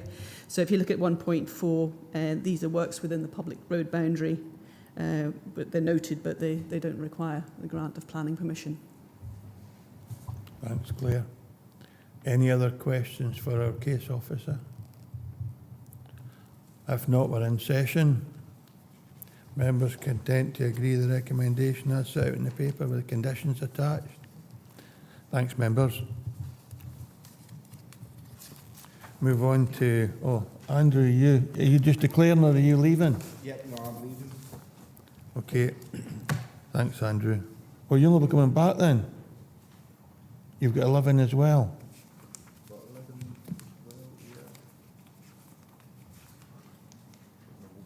You won't be coming back, right? Good to see you. Thanks, Andrew. Move on to agenda item number 10. An application for the formation of earth embankment and associated pipework at proposed Stranraer flood protection scheme, land to the south of former railway embankment and Burnside Court, Stranraer. Full planning permissions applied for, reference number 23/2021 0259/full. And the recommendation is to approve subject conditions. And this is David Sutty. David, take for your presentation, please. Thank you, Chair. Just covering for Louise Medland on this one, who's not available today. Basically, this is a council scheme which is to put forward I suppose it's like a very big SUD scheme to act as flood prevention in the Stranraer area. You'll note in paragraph 1.2, you've got Station Street and McCormick Gardens are subject to flood risk from the town burn. And what this is proposing is effectively in the northern part there, the red bit, would be a 2 metre high embankment being 10 metres wide with a 2 metre path along the top of it being put in with pipework running through underneath to act as a flood attenuation barrier. The fields to the south there would act as a giant suds pond, and that would then hold back the water to allow it in a controlled release out so as to prevent flooding. So going through the slides, that's an aerial photo to show it in the context at the sort of eastern end of Stranraer near the railway station. And that shows you the SEPA medium flood risk areas, so basically it covers the site as it is. And you can see the block plan with the line where the embankment would go in, and then you've got the various areas of drainage pipes running across the site. That's a section through the embankment as it would go up, so as you can see it's about 10 metres wide, 2 metres high. There would also be a grasscrete parking area and alterations to the existing access. And that's the details of the field access as it would go in.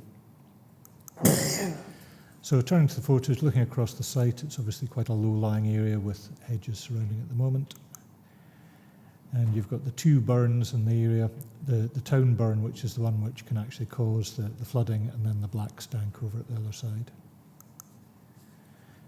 So your yellow line on the left side of the photo there is where the embankment would go. You can see where the town burn's highlighted, and again the black stank. And you've got this natural holding area. So really it's what's called a natural green sink. That area would be used to retain flood water and then, as I say, let it go over time. That's where the existing access lane is that would be upgraded, and you'd have the parking area and grasscrete. So it's a dual functional area as well, in that it's a green space, passive open space. Overall, basically, it's a win-win where you're actually going to be able to reduce that flood risk to the area, but also have passive open space put in there. So overall, the recommendation is to approve subject to the conditions, and you'll note there's no objections from any consultee or indeed any third party. Many thanks, David. Questions for our case officer, David? Yes, question is this 2 metre high banking. What's the situation with the water on the other side? Is there protection on the other side of the river or not? Or the burn? David? Thank you. Can't answer that, I'm afraid. I've just got the application that's before us, so I assume the engineers have looked at it. This is all that's actually proposed as part of this. Thanks, David. So, no questions for our case officer. We're in session. Agree the recommendation and subject to conditions as well. Thanks, members. Move on to the last item on the agenda. An application for alterations including installation of flue, formation of box dormer, and formation of infill extension and rear elevation of dwelling house at 16 Schuchen Street, Stranraer. Full planning permission is applied for, reference number 23/0154/full. Recommendations to approve subject conditions, and it's David again. David, please. Thank you, Chair. Only reason this one is before you is because you'll note that it's a relative of one of the people involved in the planning system, namely Tommy Curry, Principal Building Standards Inspector in Stranraer. So you've got a mid-terrace property here. It's got traditional dormers on the front already, and an extension to the rear, which unusually the extension to the rear has a pitched roof running parallel to the main roof pitch. And it's got a chimney stack on it. So the existing extension you can see there's a small gap over on the left-hand side which would be infilled. It would become a large flat roof with the existing pitched roof and the chimney stack taken down. And so that's as it is. You would also have a dormer going on the roof, which, as if by magic, there it appears. So flat roof extensions normally we don't support, but in fact, as you'll see from the photos, the context, it makes perfect sense. I actually had a look at Google Street View as well from July 2021, and the rear garden there was very, very overgrown, so I think it's beneficial that somebody wants to redevelop this. You can see next door at number 14, you've got a flat roof box dormer already, and on the one next door at number 18, you've got a flat roofed extension to the rear, so it'll tie in with that. So the basic extension is retained, but then the roof comes off in the chimney stack, and it becomes a flat roof with the dormer going into the roof space. So normally it's the sort of thing that would have been a delegated approval, but under the scheme of delegation it has to come before yourselves. Questions for our case officer? None? Happy to go with the recommendations as set out in the papers, including conditions? Thanks, members. Agreed. Thank you, folks. Thanks very much for attendance today. I have no other business. Thank you. Thanks, Chair.